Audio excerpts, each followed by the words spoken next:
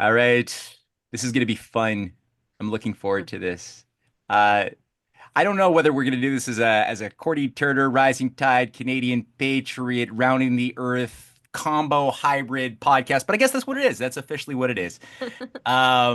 We had a lovely chat, Cynthia and I, a couple of weeks ago with Mathew Crawford, where we just compared some notes, talked about ideas. We're all sort of uh, a truth-seeking place, digging and digging and mining, looking for veins of gold. And we have to process a lot of dirt along the way, and these little treasures pop up that are really wonderful little gems that only really have their value when you share them.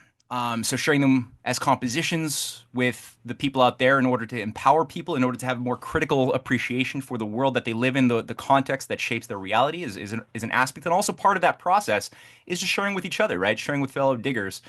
So we had a great time, and Courtney wrote to us after watching that three-way chat and said, "Damn," she was like talking at the screen so many times, wishing she could chime in. And we're like, "Well, let's do We that." also like mentioned her name like 5 times or Yeah. something.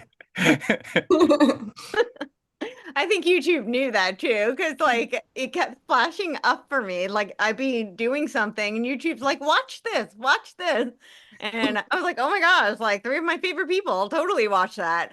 And yeah, and I did. And I was like, I think you guys mentioned me 5 or 6 times. I was like, but yeah, there were so many things in there where I was like, oh my gosh, yeah, I felt like a fly on the wall. And I was like, maybe through osmosis I could share. So. Yeah, and maybe I should say this too. Like all four of us tend to go into a lot of historical research, and so like the vast majority of the time we're talking about facts. But this particular conversation was more Yeah. speculative than usual, and so there's probably a lot of places to sort of like match up, ideas and think through them. And just for anybody watching, like I want people to keep that in mind, right? Like, when you explore history you can get speculative and you should be responsible and sort of like remember that it is speculative and but that that there are so many places you can go and if it gets interesting then you might just find a lot of models connecting. hmm Absolutely. Yeah, and that's such an important idea, right? Everybody should always be thinking about using the faculty that they have that we all are endowed with that seeks patterns and in Mhm. order to hypothesize meaning. That's an important and often misused faculty. But then also don't just make judgments based on the pure pattern, but at the same time, what we're all trying to do, that's I think one of the reasons why we have such good synergy is we're trying to look for holes that are more than the sum of their parts as we're trying to hypothesize what would be the most reasonable explanation for this variety of whatever it is, a pattern, a thread, whatever that we're pulling on. And you usually find that they all kind of weave in very nonlinear, interesting ways together especially when, and I know we're all kind of looking at the battlefront of the mind. The mind is as a domain of battle, which has structure. It has like something intelligible about how ideas come into being lawfully and also unlawfully. How false ideas that masquerade as truth also have a certain character to them. And the more you look at them, you can dissect like where are the fallacious, smelly ones that act like they're the wind eggs, as Socrates called them, the wind eggs, the empty shells, right? Nothing inside.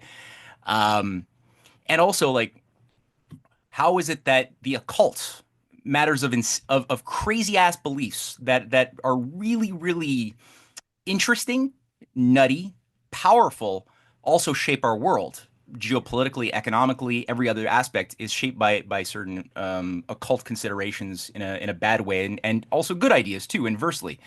So I don't know where you guys want to take it off. I know we're all looking at we're all digging and pressing on the unknown as we're making discoveries. I've got a few things to share along the way, but any of you guys want to start the topic off with something that's on your mind that's picking at your brain?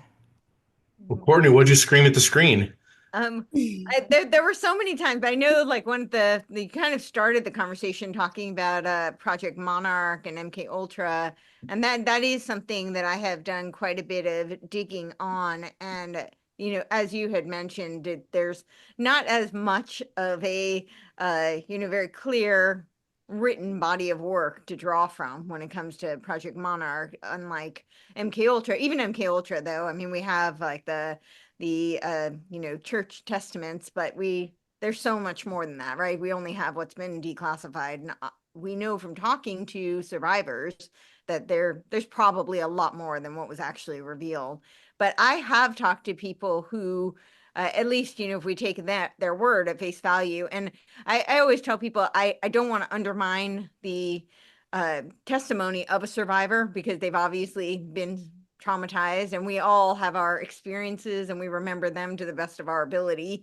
And when somebody is traumatized, there's always, even if somebody's not traumatized, there's always the possibility that they have distorted memories, or that there are gaps in what they're able to piece together. But I don't want to undermine, because there is a tendency to just discredit them altogether.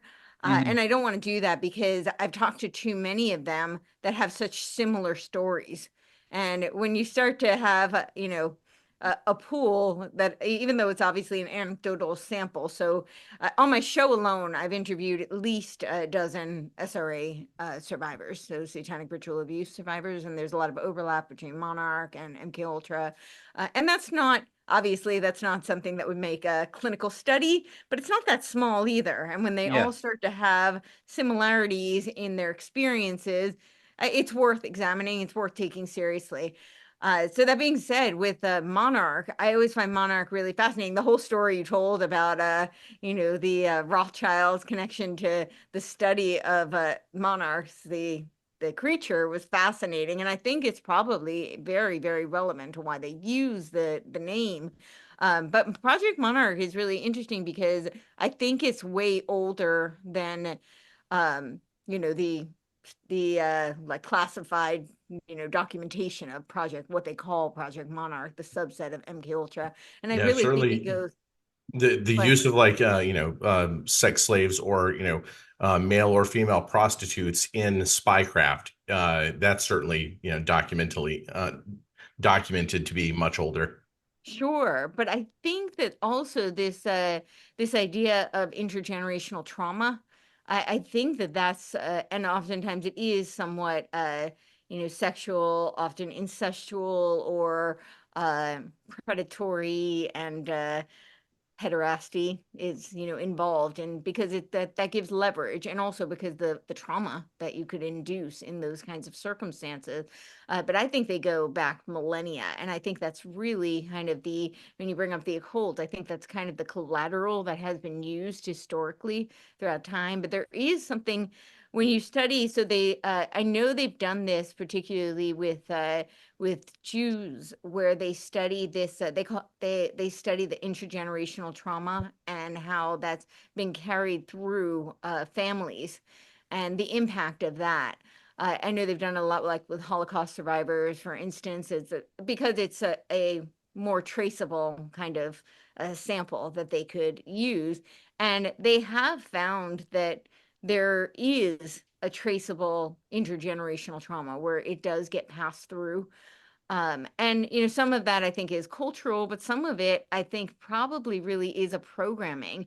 And I don't know whether, I can't speak to specifically, is that a genetic thing, or is that a behavioral, or is it just something wired in some sort of a survival kind of patterning? I really don't know.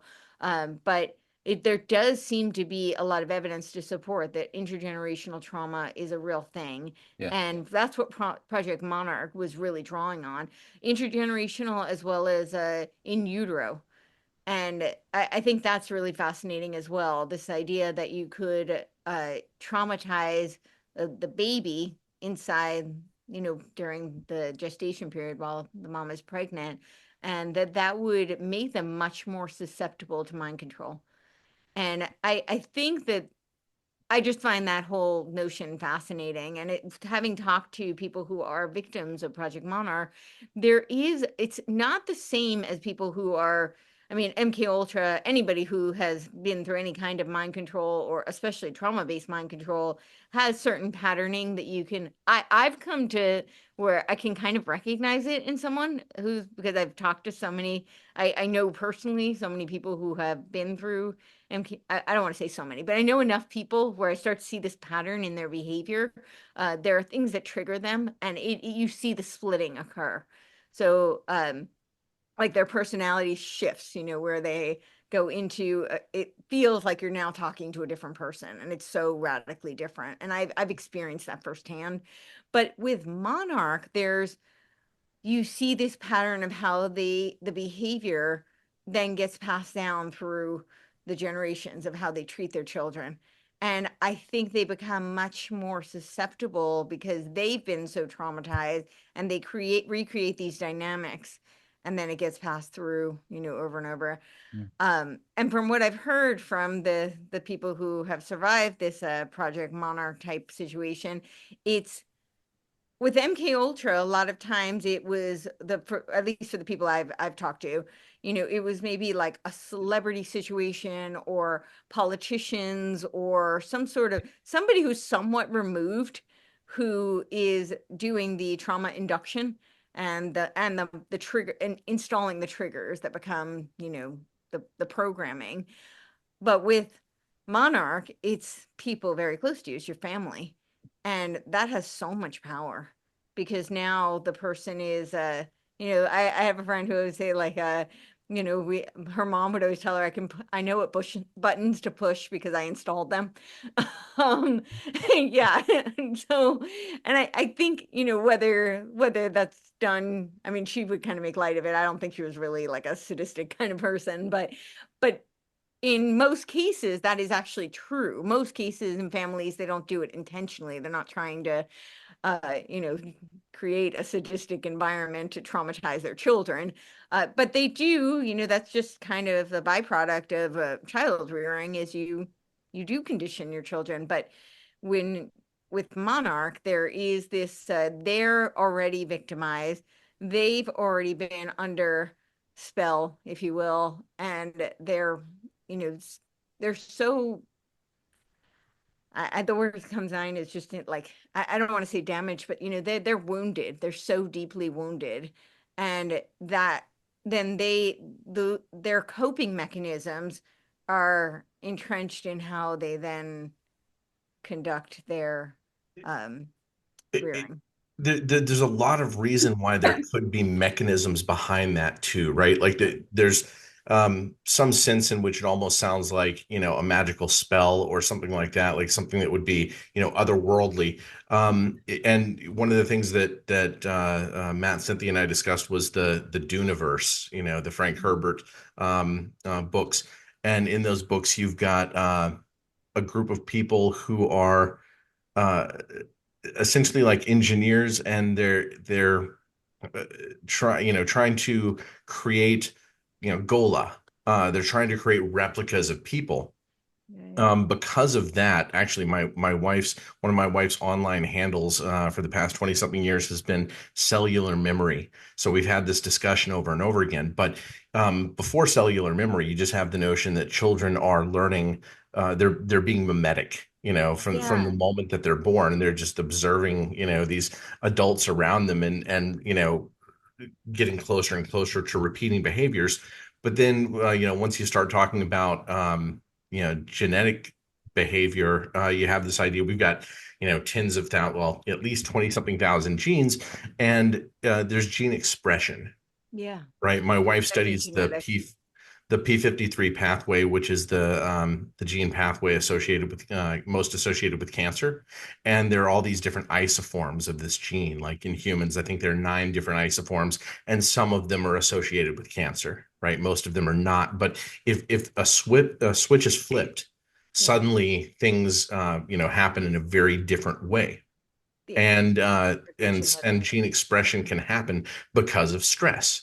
And what you're saying about breeding lines, may be a very real thing. If this gene is passed down, and you know how to trigger it, you have a predictable result. And so it very well could be that whatever the occult power structure of the world is, that part of the reason that they have remained in power is they figured out how to make thousands or tens of thousands of people with predictable triggers that they can also implant in every society that they intend to rule. Yeah, I think that's very plausible. Yeah, so what you're describing like an epigenetic situation. I guess if you knew the variables, then you could also figure out through controlled experiments what the triggers might be. I don't know that they're that advanced in their process, but I do think through families they're able to, eh, at least just by observation, they have much Yeah. higher predictability. But there's also just it's, when it's that close, the level of the trauma is going to be that much more heightened, and so therefore I think the result is going to be that much more predictable. Yeah. I mean, I tend to think of it might be very well possible that there are these material effects to when this happens, but I would be reticent to put that as a causal nexus in the process, Mhm. since this is something that's been going back thousands of years, right? The fragmenting of personalities through trauma, the creation of synthetic subpersonalities that have the illusion that they are wholes and somehow Mhm. can be triggered through a variety of controlled techniques to be invoked, and Yeah. there's evidence of this going back a very long ways. And undoubtedly, there's certain what happens in the spirit is sort of the way I see it, at least philosophically, is what happens in the metaphysical domain is reflected in the physical domain too. So there's probably going to be all sorts of measurable electrochemical effects as Sure. shadows that would occur that would be of interest. And maybe, like I know Julian or no, Aldous Huxley was writing about his idea of what happiness is in his ultimate revolution speech, and his describing how he was hypothesizing making a society perfectly happy as slaves to, and also like such that they would love the electrical fence of their mind, and would even fight to defend their shackles. And Mhm. he's making a very biochemical argument saying, look, happiness occurs, joy occurs at around the same time that this particular chemical is excreted in the brain. And I don't know the Yeah. neuroscience he was referring to, but he's like, we got these drugs that can induce these chemical effects at that part of the brain that we call happiness. So we could just give people the drug and then they'll be happy. And he's forgetting the fact that no, there's actually a deeper reason for authentic happiness to happen that has that particular effect, right? And they do the inversion thing. Um, but I think that definitely there's so many stories of ritual child abuse that is Yeah. generational. Like I was reading about the Solar Lodge. I don't know if you guys looked at the the Los Angeles OTO spinoff, the Hmm. Solar Lodge.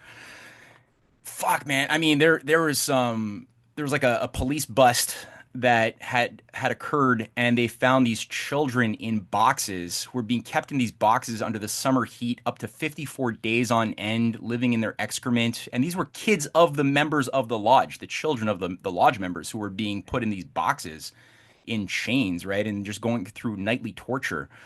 And you can only imagine they weren't planning on killing these kids, but so like, Right. what were you planning on doing? What was the grand Right. plan? And what happened to these parents when they were kids in whatever theosophically connected cult that they were part of, you know? So yeah, there's definitely the evidence of this being passed down and not done for a chaotic or random reason. They do have certain effects that they're trying to get across, and I think it is that fragmenting how children will imagine, kids play around. They use their imagination. They come up with scenarios of personalities with their invisible friend, and that healthy kids do that. Sure. Actors will do that. Playwrights will do that, and that's sort of the part of a creative process of having internal dialogues, crafting characters, seeing how they'll play out in your imagination, with each other, and it has a certain living vitality. But you don't lose yourself into those things you create. You know that those are things you created; they're not you. Whereas in these people, they lose that. It's like each one of those personas becomes a self-contained thing that thinks that it is whole when it's active, and isn't necessarily aware of the other alters. And that's creepy. Well, I'll add to that. So they do know one of the precursors to borderline personality is something called RAD. It's a reactionary attachment disorder. And what triggers RAD, they do think that there might be some sort of a genetic predisposition to it. But what triggers it is anxious ambivalent child rearing. So that's why they say like children of schizophrenics fare better than children of alcoholics, because with somebody who is schizophrenic, the child knows what they're dealing with. They know that they can't count on their primary caretaker. And as human beings, we're very resourceful, even, children. But with alcoholic, typically the their primary caretaker is so erratic, the behavior, they don't know whether they're going to get, they're going to get hugged, or they're going to get screamed at, or, or they're going to be abandoned. They don't know. It's not predictable. And this tends to be, so there's like secure attachment, there's anxious attachment, there's avoidant attachment, but the anxious ambivalent child rearing tends to breed this reactionary attachment disorder, which is kind of, precursor, they found, to borderline personality disorder. And that's kind of in the infancy stages. And this is what you're describing with somebody not having where they become fragmented, but they also don't have any kind of a core sense of self. They don't have any kind of anchor. So they're going to be much more susceptible, much more impressionable. Borderlines tend to be, pretty, they can veer towards histrionic personality. They tend to be pretty incitable, they can be volatile. So it's like they do splitting. Things tend to be very black and white, good or bad for them. And I just talked to Cynthia about this earlier today, but the analogy I use is like those like air punching bags that have a weighted bottom. This is how I think of borderlines. It's like you push them and they hit a wall, and that becomes their anchor. Like that's what's holding them up. And so a lot of times borderlines often will, make friends really, really quickly. And they kind of take on the personality of like, the new best friend, or the new hobby that they've found. And that becomes their whole identity. And that tends to happen very, very quickly, almost unnaturally quickly. They found this, that they take up sewing, and they've decided knitting is their whole life, or a silly example, but that this becomes their whole identity. And this happens with relationships too, but they also tend to have very volatile relationships, because it's when something pierces through, the veil, their sense of security, because they're not anchored to themselves. So when something pierces through that, they become very just volatile. It can be a very unstable environment. And I think that makes for people who are going to be much more susceptible to this type of mind control and dysfunctional relationships, and the fragmenting because of the splitting. But I know MK Ultra, they were trying to create, they used to call it dissociative disorder, dissociative identity disorder. So that's what they call, sorry, that's what they call it now. They used to call it multiple personality disorder, but now they call it dissociative personality disorder. And with Monarch, I have read that I don't know how reliable all of these sources are, but I found it in several sources that there were a couple of things they were looking for in order to create this type of dissociative, what they call alters, this fragmentation. And they were looking for intergenerational trauma, preferably in utero trauma.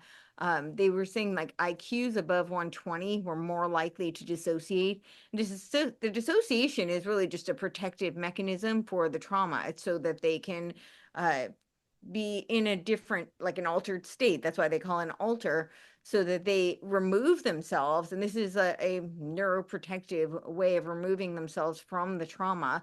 And oftentimes what happens though is then they are not aware of the different states. And this makes for great assets. I mean, if somebody were to want to use somebody as an asset, maybe, the mobs, if you will, if they were to use an asset, it would behoove them to have an asset who doesn't remember what they did in another altar. Yeah. Let's say they Right. commit a crime in one altar and they have no recollection of it in another. So this type of Which is splitting. what they said that they failed to do when they admitted at the church committee that MK Ultra exists. They were like, yeah, we wanted to try to create a Manchurian candidate, but we failed. We couldn't do it. And And it's yet, like, how many people have I talked to who have experienced exactly that? And they've experienced it through these kinds of trigger programming that they install. And I've watched it happen to people. Like some trigger happens and they just go into a complete, it's like you're talking to a different person altogether. I have seen it.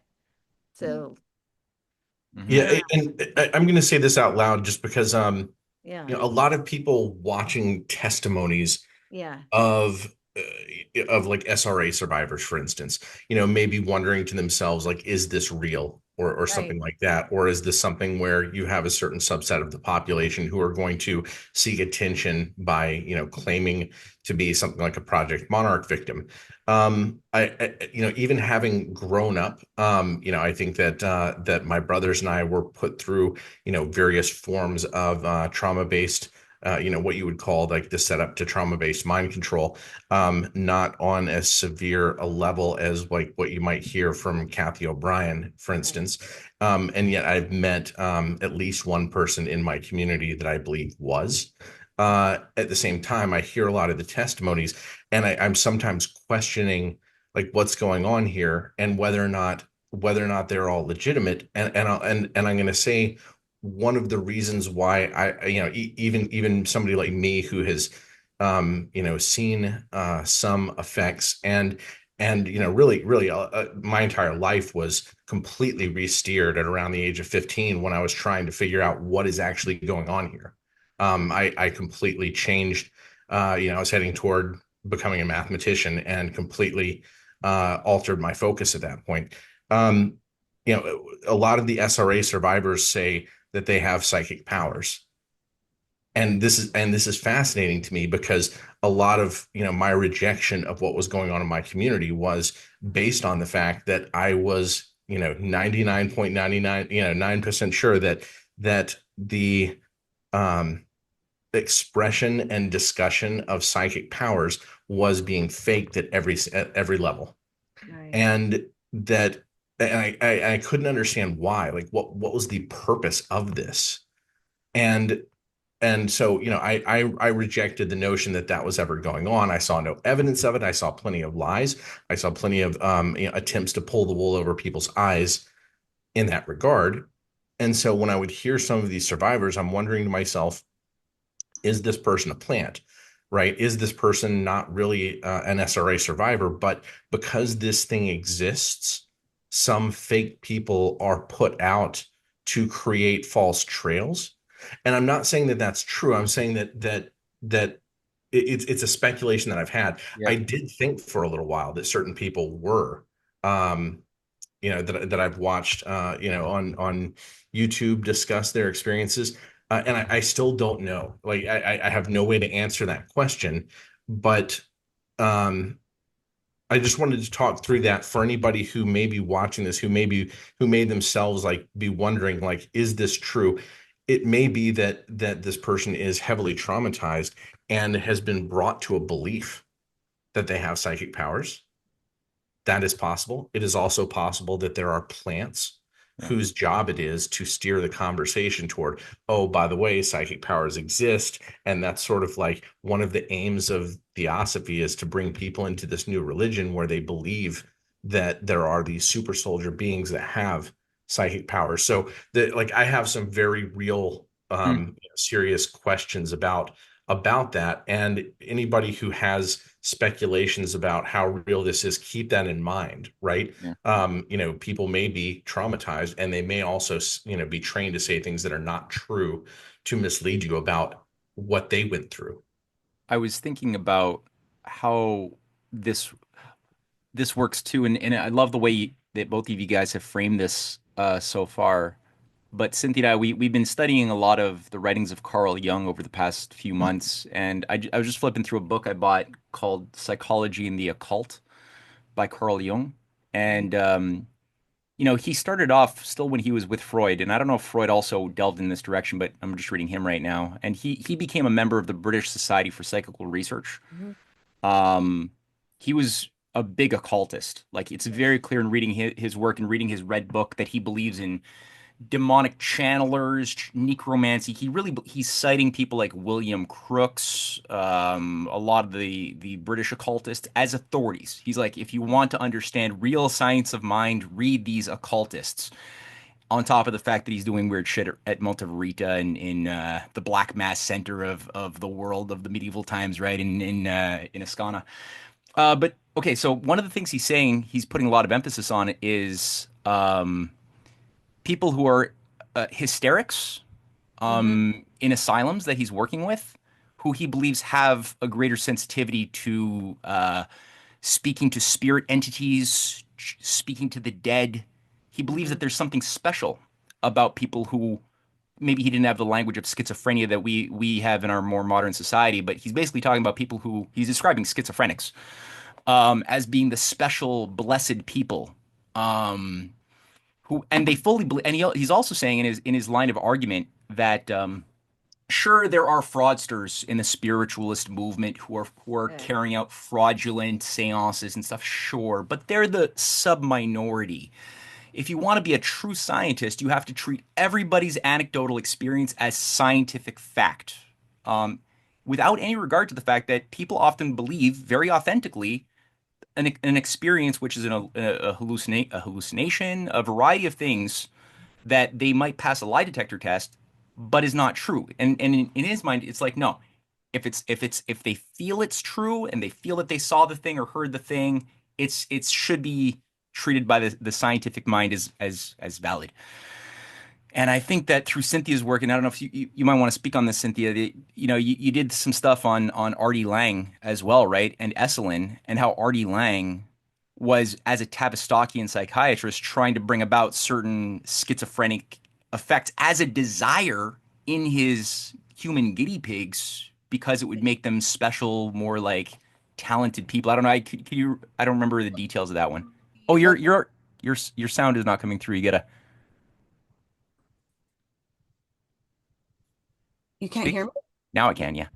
Oh, yeah, it's in one of the older Esalen Institute pamphlets that maybe it's still intact with the Wayback Machine. Who knows? Because they've been fooling around with that stuff. But I used to at least have a link to an old pamphlet of the Esalen Institute where they actually said in the pamphlet that Artie Lang from the Tavistock Institute, because it wasn't taboo at that point still to be associated with the Tavistock Institute, has been brought in to induce, schizophrenic traits in a number of individuals as heightened experience experiments where they were promising a higher IQ at the end of the ordeal.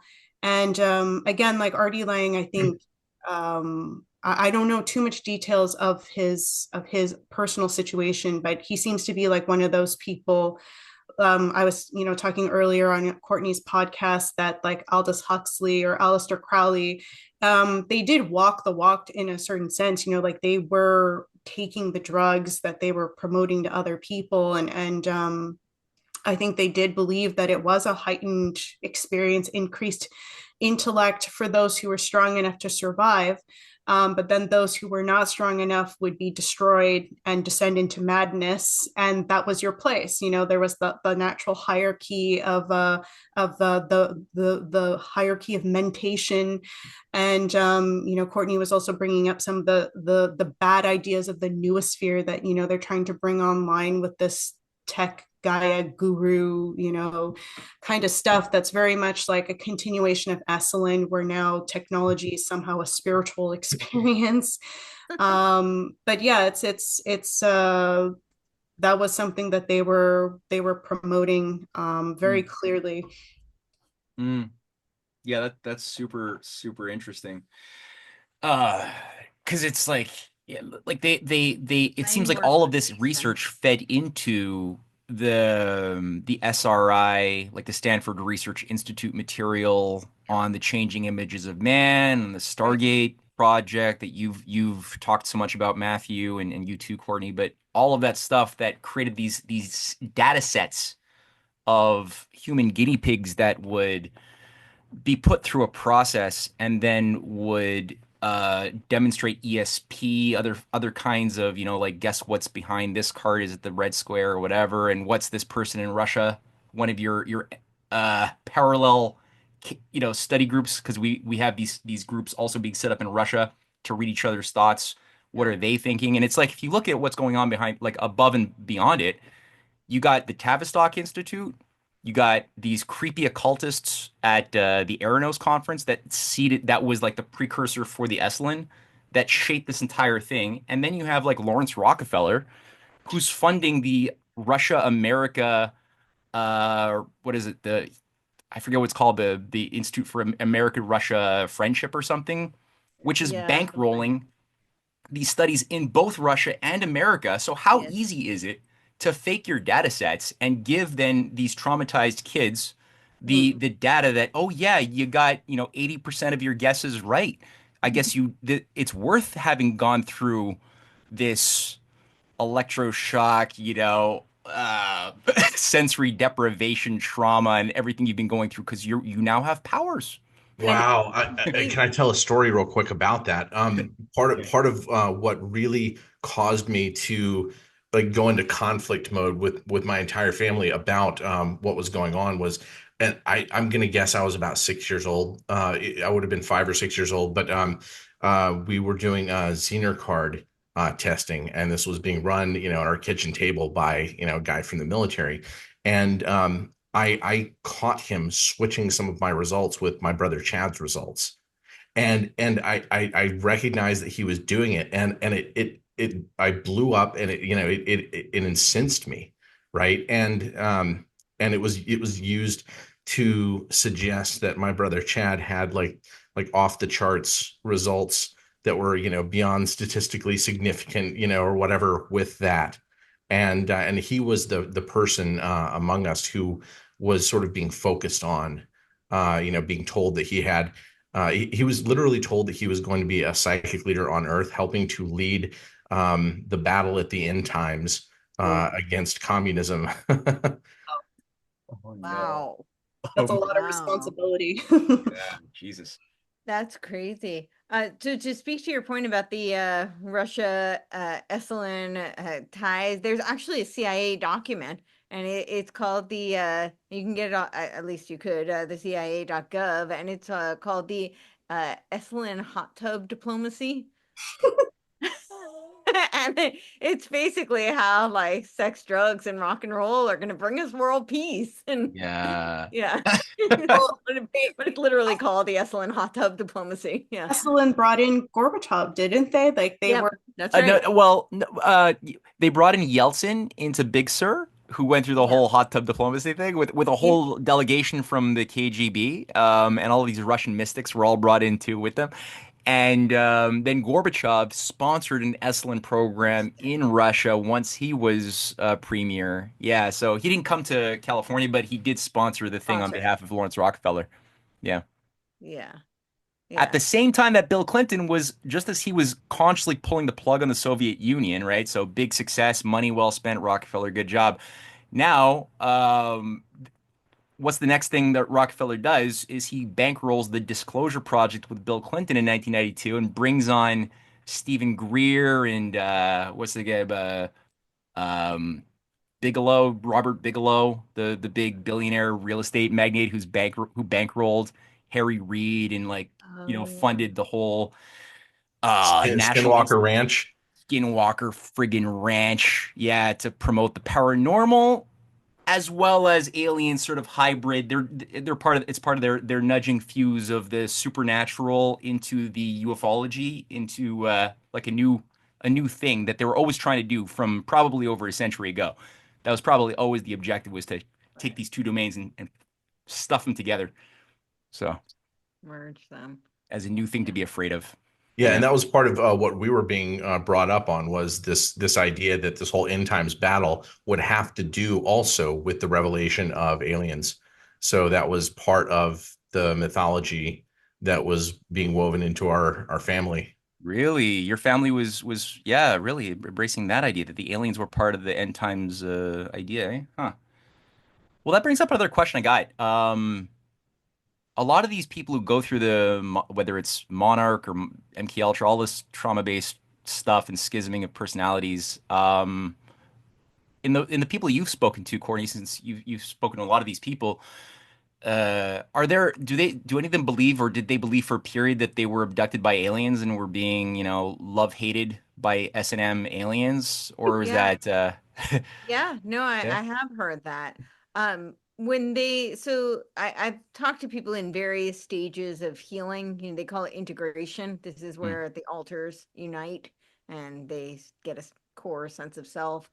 And I mean, anybody who's been traumatized, there's always going to be some sort of disconnect. So, I think this is true for everybody. There's always gaps and in our various stages of healing, but they're always in these different stages. And they talk to me about like the different altars, and a lot of them have talked about how, in various altars they thought that there was you know they were either that they were battling demons that were in their presence, or that they had channeled them and they were possessed.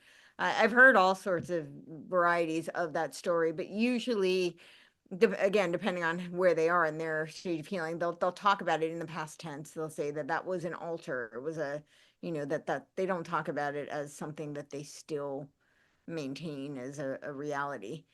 But the channeling thing is definitely something that seems to be intentionally fomented. So when Matt Crawford, when you were talking about how, you start to question how much of this is real, how much of them are plants. And I personally, I mean, I can't say this with certitude, but I think all of the above are very valid speculation. I think sometimes I have talked to people who I didn't want to bring on air, because not because I didn't believe that they were traumatized, but because they were so incoherent that I felt like it would discredit the entire movement. And I thought that would do a disservice both to them as well as to others. But I could tell that there were so many holes in there, and there was just so little cohesion that it was really hard to know what was real, what wasn't, how much do they really know, So I have talked to people like that, and I decided not to bring them on because I didn't want to do that publicly. And then I think there are people who have been, so they've studied this with, in terms of like memory, in terms of creating like an amnesiastic effect. That's actually pretty easy to do. That's not super difficult.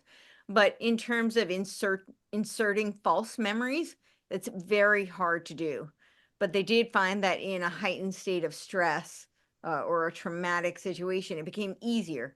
It's still not, like something they Yeah, could. the story that Matt was telling about the children in the boxes in Yeah. California reminds me of one that I saw in a documentary, and I feel lucky to have just caught this story in a documentary. There's this Chowchilla kidnapping case from I don't know if it was the 1970s, where a busload of school kids was held up at gunpoint by like three or four men. I think three men with hose over their face and guns and whatnot. And these men just like took this bus, and to the entire community, it just appeared like this bus vanished into thin air, right? And everybody's trying to, like, in panic, trying to figure out what's happened to these kids. Well, these kids are taken into this place in the desert that had been prepared before them. The bus is like backed up into this, place. The kids are let out the back. They can't go anywhere. It's just, they have to climb down this ladder into this hole, and then, the hole closed, over them. So you've got these kids and the bus driver who are in this tight, cramped space. It's in the desert, right? It's hot. They're trying to do their best, but they're like, up against the walls, and kind of like going in and out of consciousness. And one of the kids has this moment, like, it's maybe like a half dream state or dream state. Maybe he doesn't even know he's passed out, but he sees himself going up through the roof of this space that they're in. They don't even know what this space is, right? You get a reveal later on, but he imagines himself going up, and then suddenly he's in a room above, where there are the three men who kidnapped them, asleep in beds above them, right? Because this has been like after hours, right? After hours in the desert, going through this. And so, he had this, but it turns out there was no room above. They'd been put into like this trailer that had been buried in the dirt. Wow. And so, it was, it makes me wonder about people who talk about out of body experiences while they're on, like, the table being operated on. Right. Maybe they have all kinds of data that they can put together, but they do, and they're getting input. They hear a pair of scissors put down or something like that, right? And their mind is continually just filling in all the gaps and details to create a movie in their head. It doesn't mean that they had an out of body experience, but that maybe they did, maybe I'm wrong, and like these ghostly spirit realms exist, but it could just mean that their mind is filling in enough details to create a movie from whatever data is available. Yeah. Well, definitely memory and imagination are very important things, right? Like we're experiencing this present unfolding of like just constant sensory stimulation every split second as the unfolding of experience happens. But everything we have of on our idea of the past, our memory, so called, or our concepts of what we imagine the future to be, are mediated through the process of memory. Like that's we're Right. sorry, imagination. Uh, I'm using my imagination to reconstruct what I did yesterday at a certain time. I don't remember a lot. There's holes, there's vagaries. I have a memory when I was like 3 years old, and I remember being scared shitless, and there was a little like porcelain Santa Claus statue in the corner of my room at night, and I could swear to God, my memory is that it was moving towards me. It was like, or not even, it was just moving like that, and it was scaring the hell out of me. And that was a real memory. I would have 100% not been telling my parents a lie when they asked me why are you saying that the Santa Claus is moving? I was like, it was trying to scare me.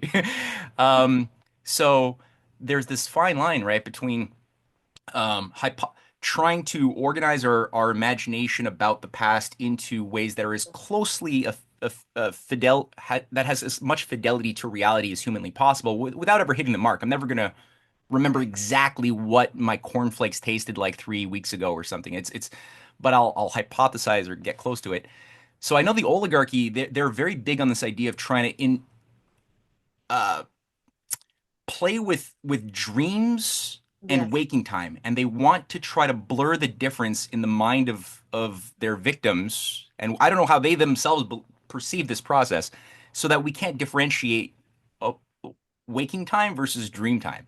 Hmm. Because it's all about who's controlling the dream at that point, who's controlling the Maya, who's controlling the Matrix. Are you awake? Are you just a brain floating in a jar 5 million years in the future, and this is all just some computer simulation? Well, Elon Musk says so. That it's a 1 in 5 billion chance that we're not in a simulation. Hmm. Says Elon Musk and Yuval Harari. Like I think that Elon probably believes what he says. Um, and how many people seem really, really super smart, very functional people. Some of them have PhDs who will say, I don't know if all of this is just the Matrix, that I'm living in a video game being played by an alien in the future. Like smart people say this now. That's normal. That shit would make somebody laugh at you 30, 40 years ago. Now it's become like, yeah, Totally thank you, mainstream. professor. I hope I passed the test. Totally, totally mainstream. But I can't help but thinking that is like intentional kind of operational preparation of the environment. Mm, You have a lot of these characters. I have one that comes to mind. I've actually interviewed him. Robert Edward Grant talks about how we're in a simulation. And, he kind of came out of nowhere. He came from he worked for like Allergan and Bausch and Lomb, and he was a branding guy for like Botox and Juvederm. And now he's a polymath, and he's been to the pyramids 11 times. He's gotten permission from the Egyptian government to come to the pyramids, and he does sacred geometry, and he explains sacred geometry. Um, but he talks about how we're in a simulation, and that's just kind of a given. And the very big following. So that's why I bring it up. It's just these people who kind of came from corporate setting and suddenly have these huge followings. He was on Gaia Network for a while, doing shows, and this is just one example. But I can't help but think, like, why are they promulgated into the media sphere?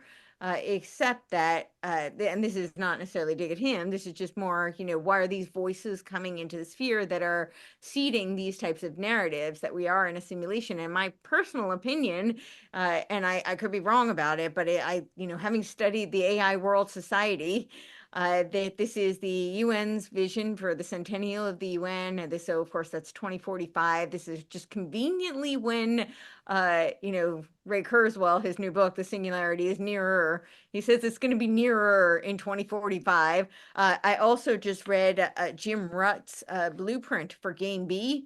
And this was back in, I believe it was 2018. He wrote it on Medium, but it's a pretty lengthy outline, kind of a blueprint, a roadmap.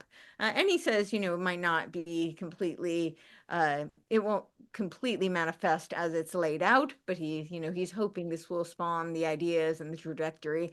But of course, when does he say that it will come to be? It will come to fruition? 2045. And there is also, if you look on the AI World Society website there, they talk about how they have a futurist who has come from the future from 2045. They've channeled, and it's a pretty lengthy letter that, of course, we're so blessed to have, that they come from the future and they tell us that we're so fortunate to have the AI World Society and why we need it, and all these wonderful things about it. So this is the vision. And then, of course, all of these technologies that are being, right now developed. And a lot of people are very excited about these technologies because they're couched in a very libertarian kind of veneer of being, they call it DeFi, decentralized finance. But, of course, these are all fractal nodes on a holographic, and these are their words, holographic and holistic. They call them like holons or hollow chains. Yeah, so this is the next step from blockchain. It's the holons.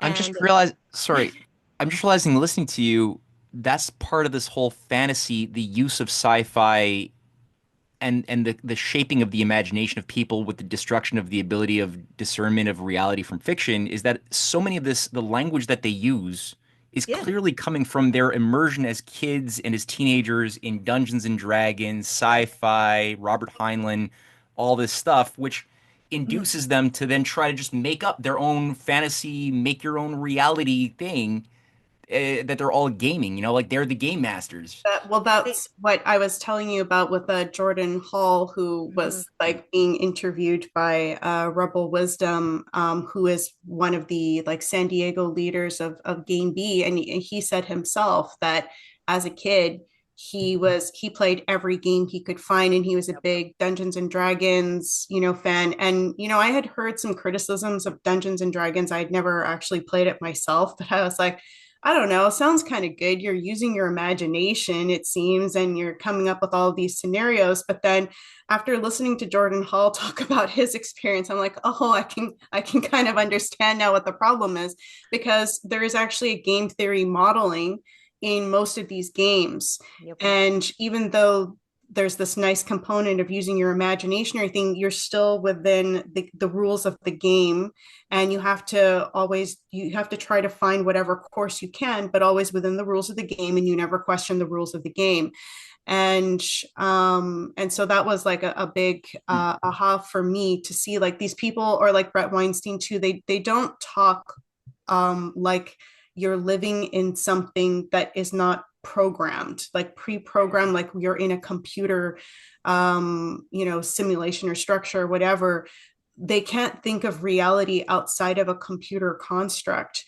And the other element too of like this futurism, I can't help but think of Herman Kahn too, who was like a Trotskyist. I don't know if he was ever a former Trotskyist, but he definitely dabbled in Trotskyism.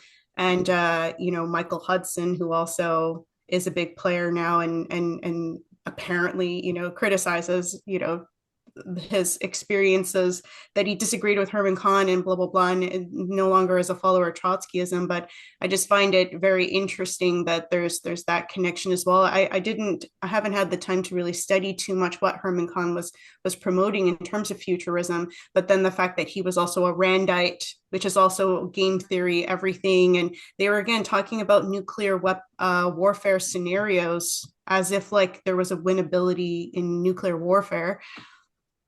Oh my God.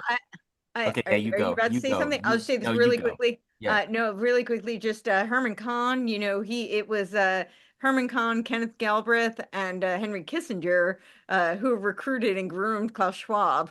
It was a CIA Harvard-funded program that Henry Kissinger helmed, and Oh, really? Herman recruited. Kahn also was involved with that. He was involved in that, and they groomed him to run the European Symposium Management and the European Management Symposium, which became a year later the World Economic Forum.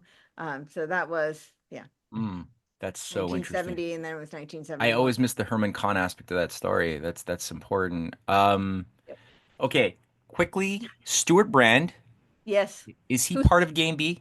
He is. He's the one who in 2015 he Okay. says we are gods. We should get good at it. And then in 1988 he said that. And then he revised it. He said in 2015 he said we are gods. We better act like it or something like that. Yeah. Okay, so here's what I'm finding very interesting right now is that the Congress today just had these big UFO inquiries, right? Second one, they did the same one last year. Yeah.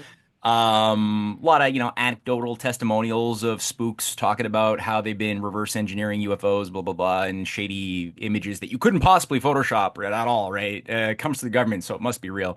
They would never lie to you. Yeah. And setting the stage for that, Robert Malone hired his friend, who's this like corporate lawyer that he hired to write for his Substack on UFOs, and she put out this thing to sort of set the stage for the congressional inquiry. And she spent a lot of time talking about the work, this pioneering work of the best journalist of our age, Michael Schellenberg. And it's like, yeah, and he's like become this amazing Tied in pioneer. with ARC. Yeah. Yeah, and he's tight with Stuart Brand, right?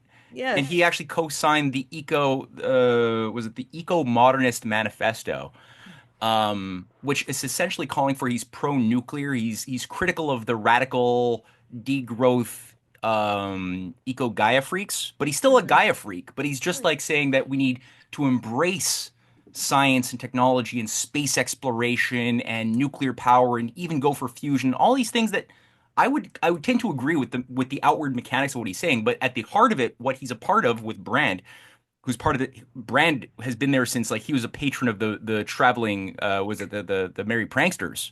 He's been there at the Cybernetics reorganization since the early 60s. This guy's like decrepit but still on point.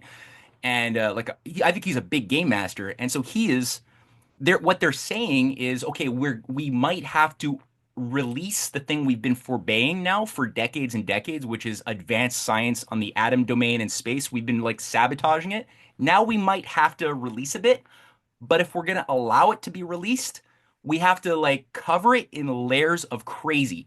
So we have to make sure that the people think that the technology of the atom that we're going to start allowing to be brought back online after like 40 years of sabotage comes from like reverse engineers of aliens. Like Tucker Carlson just gave this thing, right? Just last week saying, oh yeah, I'm very convinced that, yeah, demons gave us atomic technology. And now you're getting David Grush and others saying, yeah, all of this advanced science that we're going to start seeing a lot more of that. It all came from the spacecraft that crashed in Roswell. These things can't fly. They got here from another star system, and then they crashed a windmill or something. Like, really? Wow. We've been reverse engineering, and that's how you're going to be able to account for all of this amazing tech. And it's like, or maybe you've been sabotaging science and keeping a secret science program in your military that nobody's been allowed to talk about, and now you feel like maybe that some countries are not going along with the game plan. To stay relevant and to fight them, you're going to have to like go back and unleash some of that stuff to compete with Russia and China that don't want to kill off their whole societies anymore. So, Wow, this is fascinating that you brought this up. And Cynthia, I'm glad you mentioned that Jordan Hall was from San Diego, which I didn't know, but it occurred to me. I lived in San Diego from 2003 to late 2007, and I wound up like the GameB broke off from, just to very quickly, the GameB broke off from the Emancipation Party. So Emancipation Party was what spawned all of this. It was at the Stanton meetings in 2011. That was in Stanton, Virginia. Jim Rutt called these Stanton meetings, and then it was Thor Mueller who encouraged him to keep the branding of GameB. Emancipation Party didn't take off, mostly because they couldn't get the millennials on board with an actual political party. They loved the platform, but not the party. And so it became this splinter. There were splinters in the movement. And there was the San Diego GameB movement. But Okay, well, I think I was Jim part of a Rutt is discussion Santa Fe group. Institute. I think I was part of a discussion group that was a precursor to it, or that may have fed into it. Oh, There was a futurist salon, and I'd never heard of like organized futurists actually outside of like like the cult community that I grew up in. But I met a woman, and this is an interesting part of the story. She turns okay. out to be an SRA survivor. She was lured from her family at the age of 14 and had been a sex slave for 14 years. And interesting, her name is Jessica Richmond. She wound up becoming the co-CEO of Ubiome. And when the Oh, FBI raided her office and they were going to, put, she married her co-CEO. I guess they were going to have to stand trial, and they fled to Germany and have sort of disappeared into Germany at this point. So she's somebody that I happened to meet not long after moving to San Diego, and she invited me to the Futures conference, to the Futures salon that she was running it. Right. She organized it. And I this is like my first exposure to like singularity theory, right? okay. And a lot of these discussions are fun, and some of them can be productive. And I'd meet interesting people there, like Werner Vinge, one of the science fiction authors. But I also met a guy there named Garrett Lisi, and this relates to Eric Weinstein's story. Garrett Lisi was at the time, he was about to publish I'm when I sorry, met him. say the name again. Just I didn't catch Garrett it. Lisi, Okay, Lisi. thank you. Um, and maybe circa 2005, I may have the exact year wrong. Maybe it was 2006 or seven, or right in that area. He published a physics paper called an exceptionally simple theory of everything. And it's a beautiful title because it's a pun on exceptional simple Lie algebra groups. And This this is is this Eric is this Weinstein. yeah, this is Eric Weinstein refers to Garrett Lisi as his nemesis, and Garrett was one of the first people he brought on his podcast. But I'm actually wondering if like already the theory was out there, and Eric Weinstein was brought up to task on it, So, so that he could have discussions that would appear like organic with Garrett. And I don't know, and who knows, maybe Garrett was piercing into something that was already sort of being known and hidden out there. Um, or maybe it was seeded with him. I doubt it. Talking with Garrett, he's a really nice guy. I would be shocked if he were pulling the wool over my eyes or anything like that, right? And I don't think that anyhow, I think he's sincere, and that his path is basically honestly described as a person does. But it may be that Eric was made aware of him in order to then take the story and begin to weave a narrative. And I wouldn't have thought that at first, but I'll mention this. In 2018, I had a friend who he was a business partner for a little while, who encouraged me to go join Brett Weinstein's discussion group, the Coalition of the Reasonable, which I did for a few months. I left because it didn't feel like it was like I didn't understand what the purpose was. Like, where is this going? Right. Uh, Interestingly, during that discussion, I was basically predicting that we were about to have some sort of an event, like a collective, like the collectivists were about to come for people, because it really felt to me like the whole culture war had pushed in a direction where some sort of collective action would happen.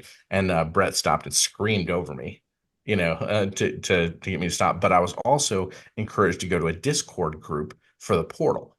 And in that group, there was a guy who was working on uh, uh,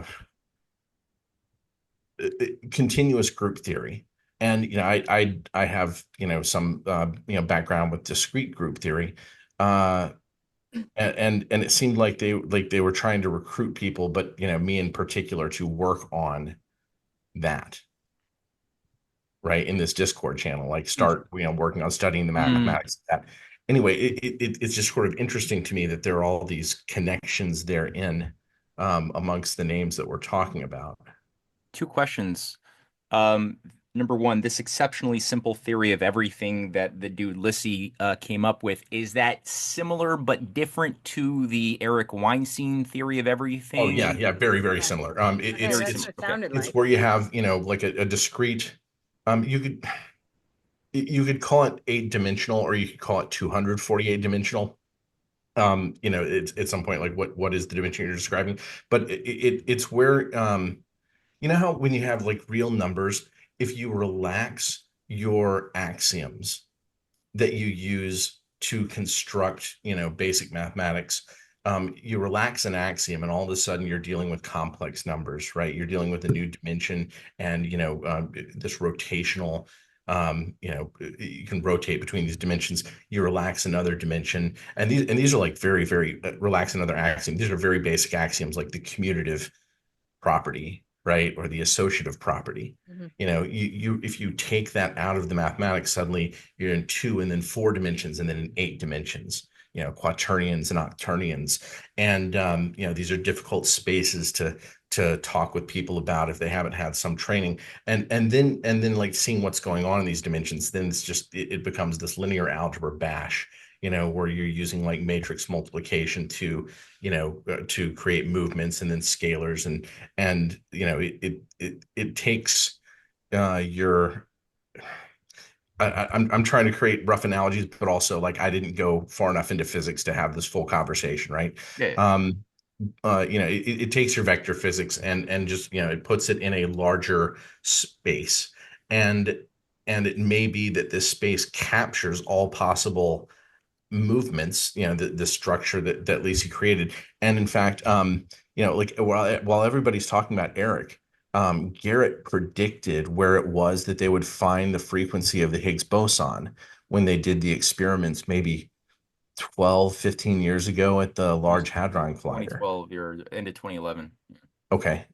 Yeah, and I interviewed him around that time for the blog, that I kept for my math students. And to me, it was like, okay, who knows if this is going anywhere, but it may be interesting. And then also I was like highlighting, Garrett's approach to the world to my students, telling them you don't have to follow the same path. If you're highly interested in something, maybe you don't even become a professor, because Garrett did not become a professor. He got his PhD, and then he and his wife fitted out a van and moved to Maui and lived in a van on the beach with a surfboard. Garrett's a surfer, and lived in a van on the beach. Eventually he created like a stable institute. He's got the Pacific Institute, and he's invited me there, but I've never, had the time to go out there.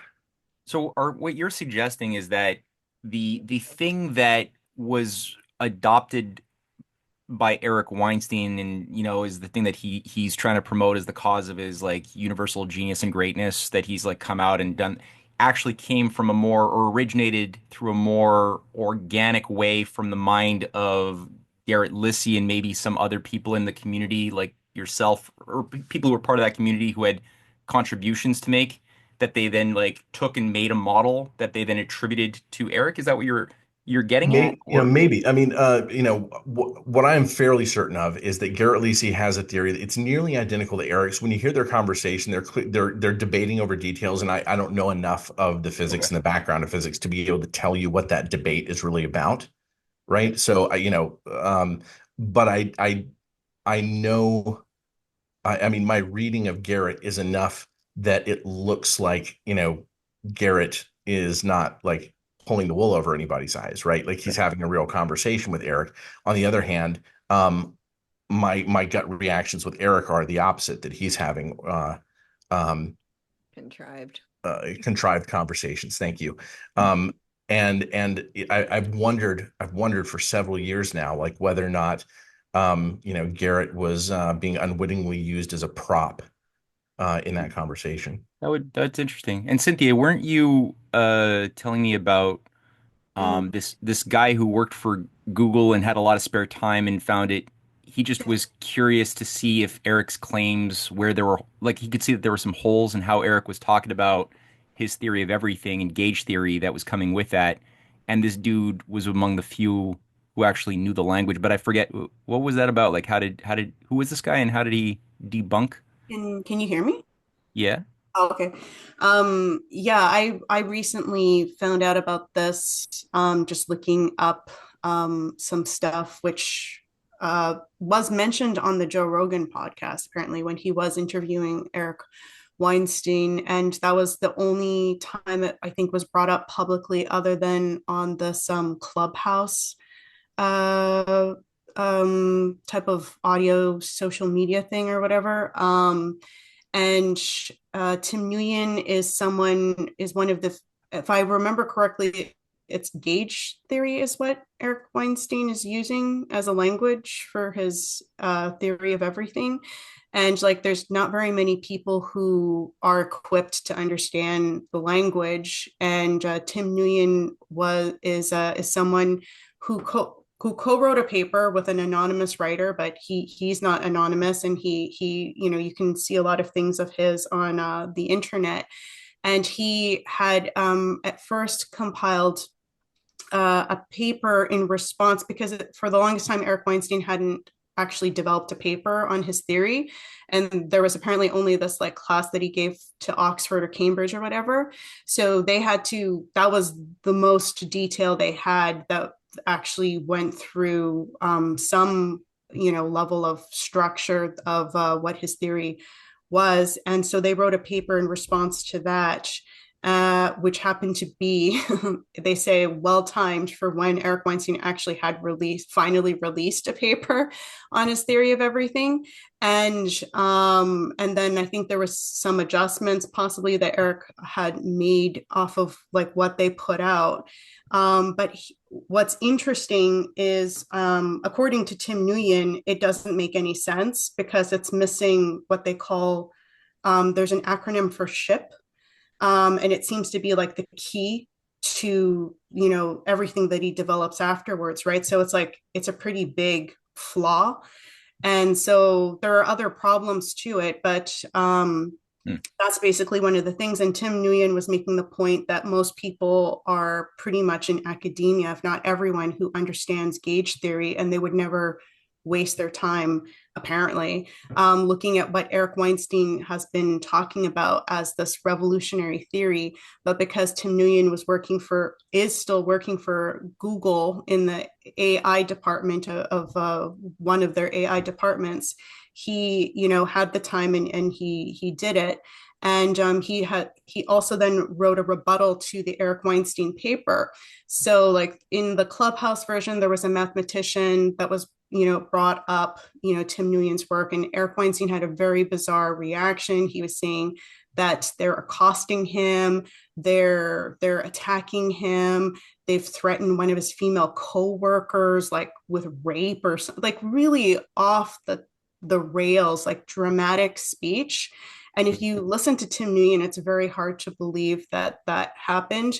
And the anonymous writer actually knew Lex, what's his name? Lex Fridman.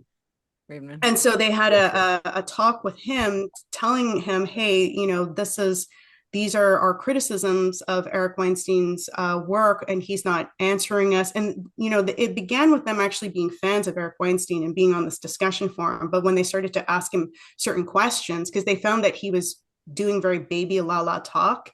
But for people who are actually, trained physicists in the field and know the language, they felt it was very bizarre how he was speaking. If this theory was so revolutionary, he should be talking a little bit more concretely. And they realized that he was avoiding, and he eventually, was not going on those discussion forums anymore. And that's when they started to look into him more. So anyway, they brought it up to Lex Fridman to possibly have like arrange a discussion. And Eric has always refused to have any response at all to Tim Nguyen. He just always says that this person is harassing him. And then it was brought up on the Joe Rogan show. I didn't actually watch it. I just know that it was brought up by Joe Rogan. I think Tim Nguyen was saying he thinks it might have been Lex who brought it up to Joe Rogan. But again, Eric refuses to acknowledge this. So that's all I know. how do you spell that name? Like, is it Tim? Nguyen, it's a N-G Yuen, I think is. Like a Southeast The Asian name. Yeah, yeah. yeah. Well, Okay, see, the thing that I've got me seen him. Okay. when I was and maybe we could include some links to some of this stuff. We should actually do that in the description box for people who want to like follow through some of the provocative stuff that we're bringing up, and just hearing it once is not adequate, right? So we'll try to Yeah. make a bunch of links for follow-up reading for people who want to do some more homework. The Yeah. thing that I found Eric fascinating for a while, like I was because I'd never heard somebody quite speak like that. Um, but having had the experience like on his theory of everything, and Oh, it sounded reminiscent of some of the stuff that I'd encountered when I was reading through the writings, because for a few years with the LaRouche organization, we had a curriculum and we got to read the original writings of people who made real big discoveries, like Kepler, like Leibniz, who did the work on the infinitesimal calculus. So we got to reproduce experiments, read the original writings, read Gauss's uh, 1799 study where he brought up, the physical geometry of complex numbers and stuff. So I didn't fully understand everything, but I got a gist of it enough. I got enough of it just to see the evolution of discoveries that were built upon real discoveries, so that I could better appreciate within that context and people who were going through that program with me, where were the frauds, where were the magic tricks of the sorcerers who were creating fake science out of the Royal Society, the Invisible College, that were taking the shell of real discoveries Mhm. and hollowing out the substance, keeping the formula, and then saying that that science is just description. And in listening to Eric, it was bothering me because he was like saying things that sounded and in different ways like stuff that I saw from Kepler or from Gauss, or things that I'd read from Riemann's philosophical fragments or his habilitation dissertation. There are ideas that I could recognize, which is why I found it all attractive. mhm, The n dimensional manifolds and stuff. Instead of thinking about some Euclidean space, you're thinking about the physical shape of space and how to map that with a certain language. And I'm like, okay, I like that, but you're not referencing any of the people who I know. You must have at least mm, the words you're using and the concepts that you're trying to put into words only exist because of these people mm, that made the discoveries, and you're not referencing any of them. It's almost like you're creating everything from scratch out of a vacuum, and it mm, really bothered me, and I could smell that there was something gross that he mm, was trying to, or maybe whoever was managing him, as you were alluding to, Matthew, like there was probably teams of people that they're either stealing stuff from, they're tricking people into solving problems that they're then utilizing to then mhm, craft what seems to be a very elegant theory of everything that mhm, could be a new filter that people's minds are expected to look through when they interpret reality, or like what's in the atom, And what's shaping the cosmos, and all of this story actually fits into so like this E8 theory of everything.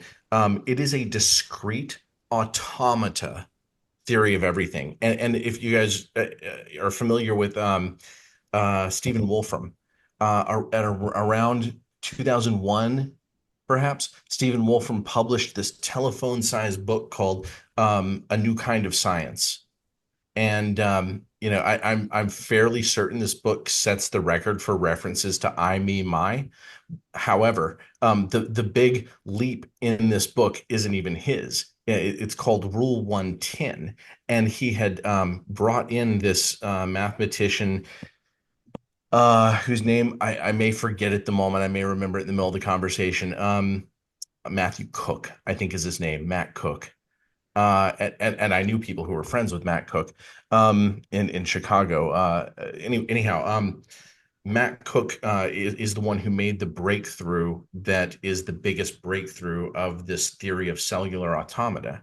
And Wolfram seemed to present it as if it were his own theory, and had apparently, used lawfare to suppress Matt. Eventually, I think Matt won the lawsuits, and but even so, probably 99% of people who have bounced off, Stephen Wolfram's stuff think that it's due to him. Hmm. So it's first of all a really good example that that goes on, but second of all, it opens up the door to discrete automata being underlying perhaps a theory of the universe. is like self-organizing systems this discrete automaton, or like how every Um, is discrete is you know, like closed individual? How are they thinking about that? um, I didn't study cellular automata or automata in general in mathematics all that deeply. Like, I've read some. I've played it at the superficial level. Maybe I'm as good as somebody who took the bridge between undergraduate and graduate math curriculum on that. But it wasn't part of my fundamental training. However, if what you want to do is build up an intuitive idea, what you want to go do is view John Conway's Game of Life. There are lots of simulator programs that will work on your browser or whatnot, where you can click on squares and then you can see according to a particular pattern, like a square can be black or white, and according to the squares around it, which ones of those or which ones are white and black. When you move forward one unit of time, then that square in the middle will change according to the ones that were around it. And then you can start with some number of pixels white and black and just sort of see the evolution of that system one after another. I And mean, it's fascinating. It's really yeah. cool. It's like fun playing with math, I'm to be looking at sure. the image that they have on Wikipedia, and it's trippy. It's super fascinating. Yeah, I Yeah. think they have one of the guns, one of the things that, like, it's a structure, and like it will eject a projectile, Yes. and it goes through a pattern, and something discrete like that, it necessarily must cycle through a pattern or Hmm. else end, like have mono pattern, right? I mean, it's kind of like, long division between integers. You only have so many remainders, so eventually you'll repeat and have a repeating decimal. It's kind of, there's only so many states that it can take. So once you find something that ejects, a particle, then you Hmm. can just, repeat that. If the state ever cycles once, then it will just continually repeat. And so there's a lot of fascinating stuff about it that could be leading to, lots of new research. But it's hard to imagine that if that does lead to a theory of everything, it's hard to imagine that anybody could have even imagined that theory of everything from actual exploration before computers existed, right? Like, computers seem fundamentally necessary, um, to that level of exploration. But then again, relaxing axioms within arithmetic, that's something that could have been played with centuries ago. So I don't know. Hmm. Wow. Well, there's definitely a lawful attempt to try to unite things that don't seem similar within a higher holistic um vision. Like, we're all trying to do it, right? Like, a lot of our I think we've all discovered along the way that if we want to discover something that we're looking for, oftentimes we have to get out of the field that we're studying in order to like go into something that seems totally different, and then we surprise ourselves that actually by taking that detour it actually answers the questions that we couldn't have asked if we were just in our staying in the same modality, whether we're researching something as a historical issue or a psychological or whatever, right? Yeah. um and oftentimes, like, that's been I know who was it, the terraforming fellow from the Kiss the Ground documentary, what's his name, Alan Savory, Alan Oh, Savory, right? Who is this older physicist, it's not uh, farming, but well, I huh? mean, I guess so in a simple Well, way. he'd make deserts bloom, right? But he's an older guy and very brilliant, and he was really good at figuring out ways to organically cause lifeless areas of the earth to become blossoming, lush regions using very, very common sense techniques, but that were sort of banned, lost from academia. And he has this really great video on YouTube where he's like, and he's making fun of the peer review brainwashing process that just rewards people in a feedback loop to think in terms of agreed upon axioms that maybe the axioms themselves holding is what is holding us back from making a discovery. So to the degree that we want to get published, we have to abide by these peer-reviewed acceptable consensus axioms and not question them. But the reason why we haven't made a discovery is because they're wrong. So he's like, often, and he makes the point that the real big discoveries usually don't happen from within the field. And he said, that the best candle maker of the early 19th century could not have imagined what a light bulb would be. It had to happen completely from outside the field. That's Thomas Kuhn's whole theory too, right? He wrote a book on that. How He's got some shady connections. There's something weird about his model of scientific revolutions that I don't like. Thomas Kuhn. Yeah, it's very Yeah, well, I descriptive. would agree with that. But he did make the point that most scientific discoveries happen from people outside the Yeah, field, that was correct. able to Yeah, see yeah, outside of the box. Yeah, yeah. Down with I that. agree with that part. Yeah, yeah. Yeah. Can't deny that. um, but like so, finding the unifying principles that tie things that seem different together is good when done well. But then you've got this um transhumanist aberration that also tries to unify opposites in a very homogenized, lame way of just saying like everything is unified around randomness or something, like these radical Darwinians who are like just they're so gripped by random mutations as the cause of all creative change, right? Just like something got lucky and then a bigger claw happened and this species disappeared and this new species came on. And it's like, what caused it? Luck, the science of maybe. And it's like, or like, why is the moon where it is? Well, something blew up and something happened and then it just happened that way. It's the science of maybe, right? And no intentionality, purposefulness, none of that. It's just and so you see that with the unification of science movement around the idea that everything can be, the arts, the sciences, the biology, the physics can all be brought into some tapestry, some simple mathematical description based on probability statistics of ultimately what is random at its heart. And it's just they're not making discoveries; they're making these bold forecasts of like singularities that are going to result in making us all obsolete unless we merge with machines. They're making these bold claims based on this stuff, but it's like there's nothing. They haven't discovered anything. Like they can't back up their hypotheses or their opinions with any claim to being, true because unlike Max Planck and Einstein and all of these great scientists who did discover things, you should take their word seriously. These people, they just make descriptions and try to impose power and intimidate people into like abiding by their consensuses or I feel like that's basically describing CERN. Like yeah, to me, they're always speaking in language that sounds very scientific and it sounds like physics. And I think there's like a kernel of science, but most of what they're doing is just storytelling. yeah. Or it may be that there's a whole lot of science, but then there's storytelling. There may be. I mean, it's certainly not Well, my field of expertise, but they do keep saying that they need to rewrite the story of the universe. yeah, So, yeah, so it does sound like they talk about how, and I think it just struck me because I read the Cosmoerotic Humanist book.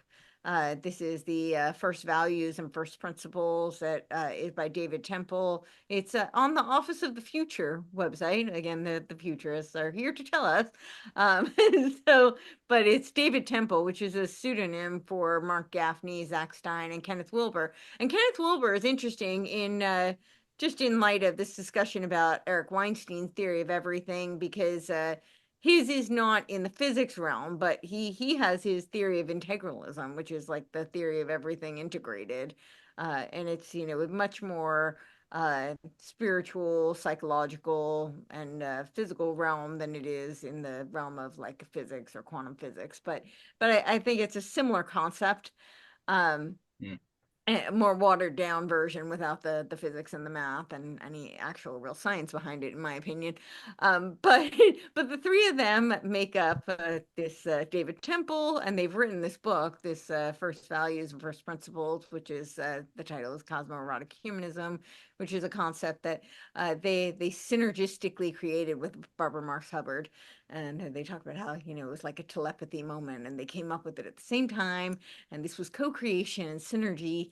And that's what they say. But they say the same thing as CERN. They say that the theory of the Big Bang is not valid. And but really what it is that there's four Big Bangs. And so, and we need to rewrite the story of the universe because we can't understand humans and our place in the world until we, understand the story of the universe. But we have to rewrite the story of the universe. And this is how we're going to go from Homo sapiens to Homo universalis. And this is, straight out of H.G. Wells. But yeah, so I had just read that, and then I went to CERN, which felt like a demonic temple. You That was actually my experience of it. you What? went you went there like in I person? went to CERN, yeah, because I went to that. It was kind of like a think tanky group that was meeting at the time that the WHO was pushing through their pandemic treaty that became the Pandemic Accord because treaty actually had to be ratified and agreed upon, and the agreement they could just push through. So that they were doing that at that time, and they put a group together that was to come up with a alternative to the WHO.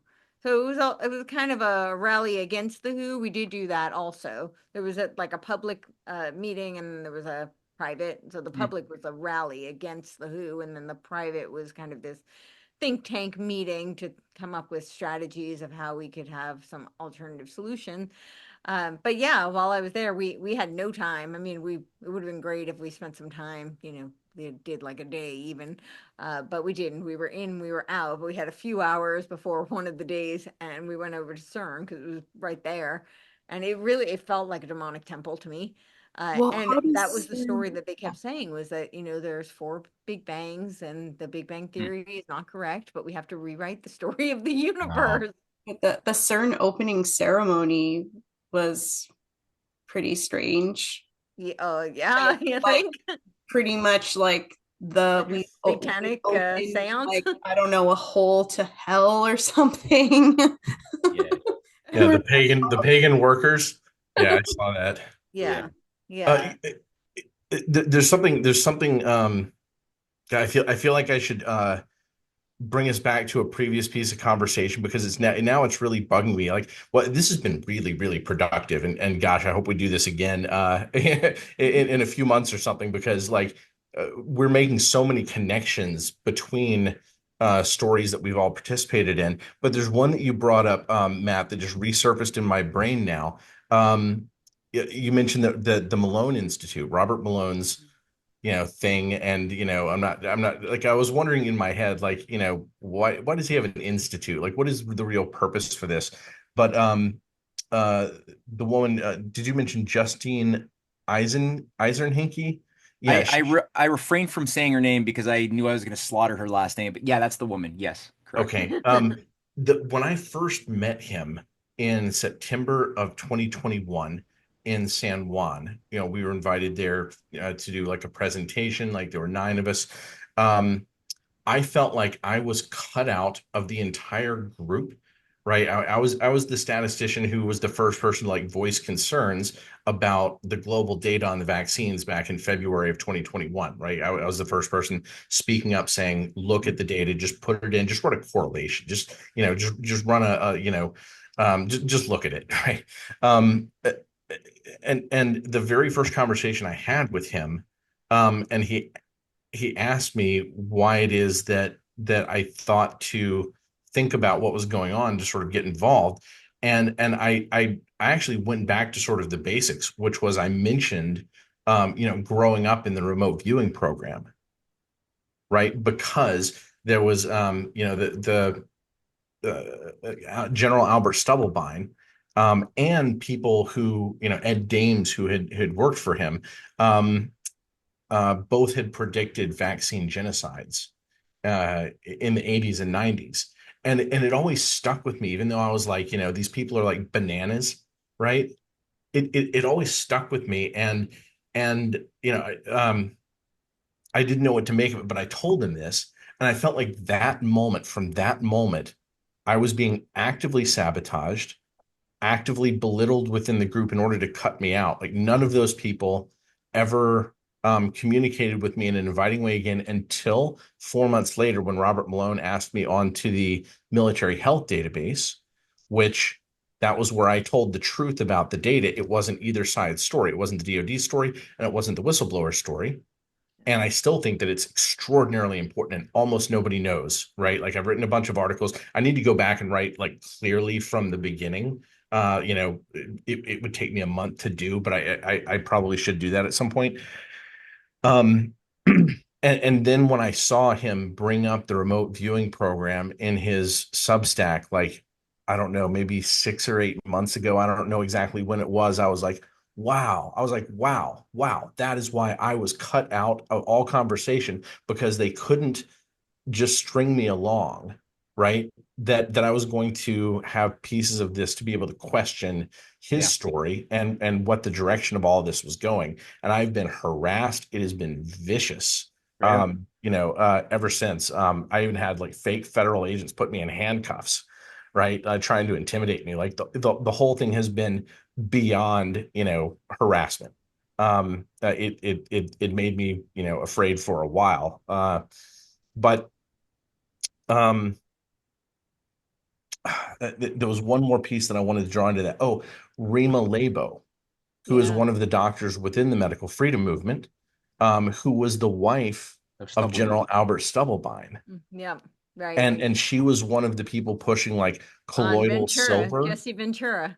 And she had been on Jesse Ventura in 2009, predicting vaccine genocide. And she won't say which world leader, supposedly a female head of state, told her about this.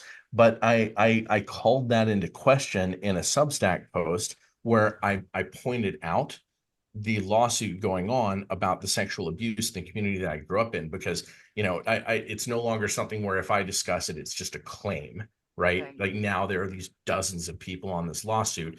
And I pointed this out, and I referred to like the psychic stuff in the community as being, sort of like fake or being used as like some sort of psychological tool. And when she responded, she completely, and understand, she's a psychiatrist. She's a psychiatrist who specialized in cases of alien abduction. Oh, And yeah. when she responded to my Substack post, she didn't mention one word about the dozens of abused children. She was just like, "Oh, this is ridiculous. Remote viewing is real." So Wow. wow. Like who thinks to respond to a story that way? You've just heard about, this organized abuse going Right. on, and it does connect to military men who Is were she Scientology? uh, she uh, she said she's not, that she doesn't have any associate, but she had given a speech where I think they had given her award in one of their like front organizations, their human rights organization had given her an award, and she, I guess, went and accepted it and gave a speech. This is, I saw the video, and I don't know 100% how to interpret things, but it is very interesting, right? Because remote viewing really is just Scientology, um, laundered through the Stanford Research Institute into military intelligence, right? Hal Puthoff, Ingo Swann, and Eric Weinstein gives them cover. Eric Weinstein interviewed Hal Puthoff, and in the middle of the interview, he's Hal Puthoff's like about to walk out the door, and he's like, some people ask questions about your Scientology background, right? And you go back to the 1970s, there's interviews, it's very clear he's Scientology OT7, and he and the other Scientologists talk about the remote viewing program at Stanford Research being the testing of L. Ron Hubbard's brilliant ideas. So Eric questions him, and Hal Puthoff goes, "Oh, I flirted with Scientology, but it wasn't really my thing." He acts like he just sort of bounced off it. He was one of the several hundred. Like, I mean, there was a 3-digit number of OT7s in the world, and he was one of several of them that converged on this project, that is this remote viewing project. So, like, I don't know what all of that means or how to summarize it, but no, there's something going on there that is part of this whole pandemonium, where there's clearly a lot more going on a different level that involved the insertion of these actors to string us along. And I feel like I've experienced that personally on many levels. I just wanted to just to one other data point because we had talked about, I think Matt Ehret, you had brought up Changing Images Man. Of course, Matt Crawford, you brought up Stanford Research Institute, and Changing Images of Man. The two primary were Willis Harman and W.O. Markley. And W.O. Markley is one of the leading quote unquote researchers on remote viewing, and he worked Wait, who on is? W.O. Markley. W.O. Markley at Stanford Research Institute. He was one of the leading editors of Changing Images of Man document. And the Changing Images of Man, of course, this was out of Stanford Research Institute. The first edition of it was around 1971, 72. And then they revised it in 1984, where they did their final publication. And Changing Images of Man was, they talk about how we have to move out of the industrial age and move into it was all about moving into the age of Aquarius is really what it was, but it's changing human consciousness. That's really what Changing Images of Man is about. But they were doing and of course Joseph Campbell was part of it. So tying back to the whole myth making, the storytelling, right? This Joseph Campbell, and so Stanford Research Institute doing this Changing Images of Man document. Then, of course, there was the popularized version, which was the Aquarian Conspiracy. This was Marilyn Ferguson, who was the assistant to Willis Harman, and he used her name as a pseudonym to popularize the ideas in Changing Images of Man through this book, The Aquarian Conspiracy. And it was also right around the same time that in 1970, Bertha Maslow brings Abraham Maslow's Politics 3 unfinished, unpublished document to Willis Harman. And I think it was Robert Patterson, maybe. I'm blanking on the other name, but it was definitely Willis Harman, 19th, right around the same time.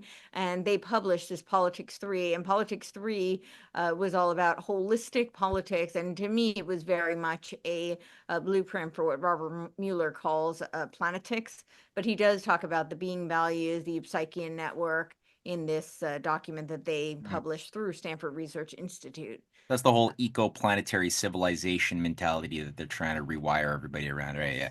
Yeah. Well, on that note, I'll just chime in.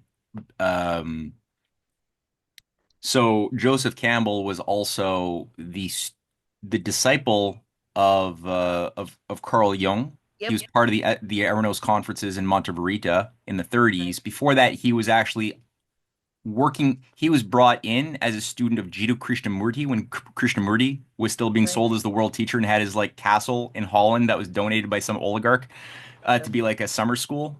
So Campbell was into that, then was brought into Monte Verita. He co-founded the Bolligan Institute to popularize Carl Jung's work, and then had his own spin on Jung to find these like universal archetypes within stories, right, of different cultures, mostly occult stuff, that would then be used as a formula to weave new stories, new myths around sci-fi in the sci-fi world. He becomes an advisor, the Yoda to George Lucas, as Lucas called it.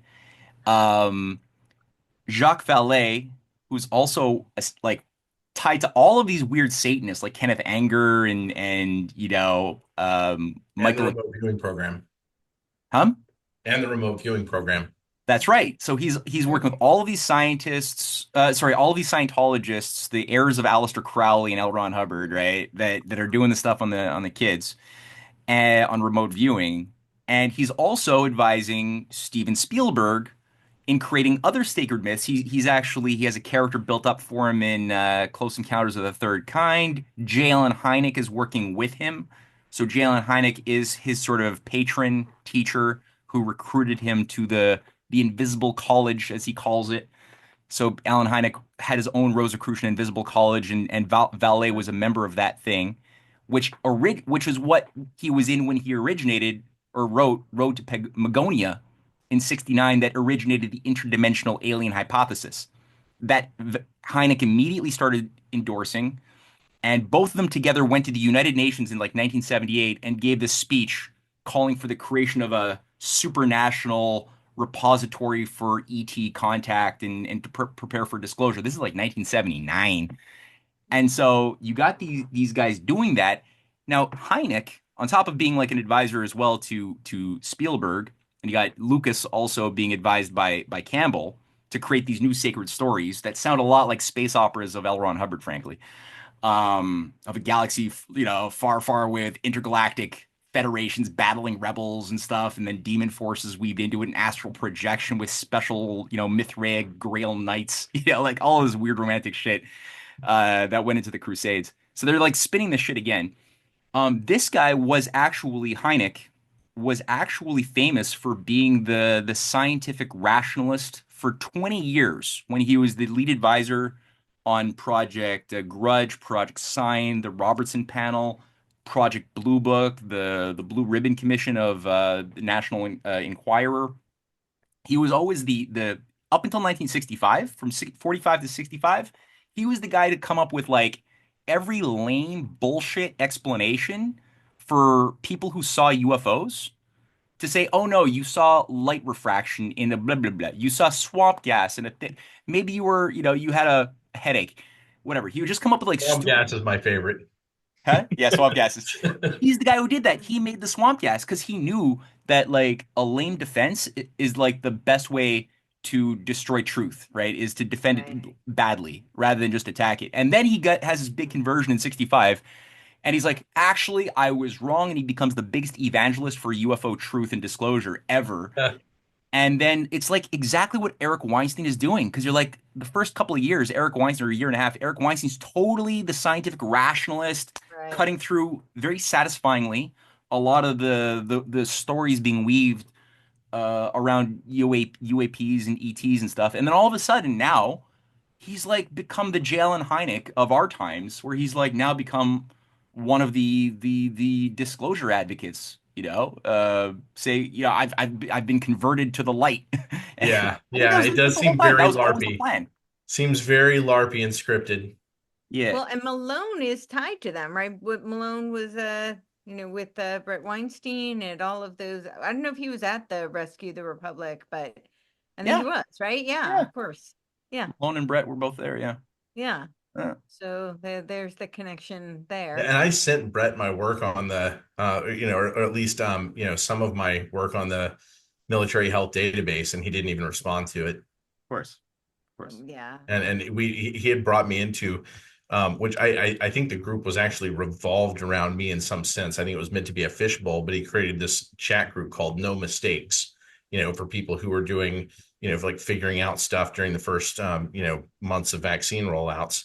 And I left it after like 4 months because it felt unproductive, and I'd even grown to suspect that people in there were actually intentionally frustrating me. Right. Like Sucking up the time. Like, yeah, and like, demoralizing, like, like they'd talk about stuff that felt completely unproductive and nonsensical, and how do you write the best tweet to respond to Sam Harris, while I'm like, look at this chart, like there is zero efficacy here. If you run a Monte Carlo simulation, you're not gonna there's you will not get this chart 1 in a trillion times. And I was always like, why can't Eric come in here like one time to discuss, the data with me? Oh, my brother's just being a dick. Like that's, he can discuss like alien nonsense, like, and when I say alien nonsense, okay, somebody could take it seriously, but if you listen to the videos, and I've gone through several of them while I was studying who he was, like 4 or 5 months ago, and I'll eventually have my own article out. But you hear him say like, I'm not an expert in this topic. Like what are you doing in this discussion anyway? So these are other important things that you are an expert yeah. in. I don't know what I'm talking about right now, but here's all of these thoughts I'm going to share with you that you should really just spend the next 5 hours listening to, because they're really important. But I don't really know. I'm just hypothesizing. But actually, some of it is actually sort of arranging, I think, what the how the viewer views the participants in the conversation. Like how seriously should a participant take this person? That's actually what it seems like he's doing it. And I'm starting to learn neuro-linguistic programming after having some conversations with Peter Duke about this, because I want to see if I can, detect the formulations of that, in some of these conversations, because I bet that's what's going on. And even when you like go through like who's been involved in the pandemonium, the Freedom Angels, for instance, who connected to multiple of the Scientologists, Lee Dundas, Jonathan Lockwood, and whatnot. But when I started going through their histories, I think, one or two of them, or maybe it was one of them, and then a friend of one of theirs they'd done an appearance with, were had studied neurolinguistic programming. And it feels like, and I feel like I've seen a ton of NLP people that I think were embedded intentionally in the medical freedom movement. It feels that way to me. One is that Bandler, who came up with that NLP stuff? Is it Richard Bert? Bandler or something? That Bandler, sounds I right. think so. Yeah. Yeah, I think that's right. Um, Yeah, it doesn't matter. I mean, I find that a lot of the language of NLP, like there's some uses to it because you're like it's all about reframing. You could have like a good use to it when somebody's in a bad feedback loop or something. You want to like imagine and reframe your it is Bandler. situation and Right. that's okay to create a new space for yourself to problem solve some issue that's holding you back.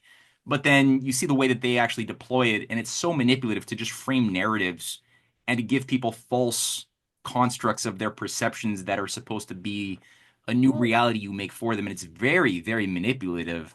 I very think manipulative, and it's also it is Bandler and Grinder or Right. Grinder. I don't know how you say his name, but it is very manipulative. But it's also a really great way to dumb people down because it's kind of what the analogy that I think of is it's very similar to when Cattell popularized the look-see method that was originally Gallaudet's method for the deaf. And for the deaf, it makes sense. They're obviously not going to have phonics, But so it was a means of kind of being able to read by taking a whole picture, whole representation.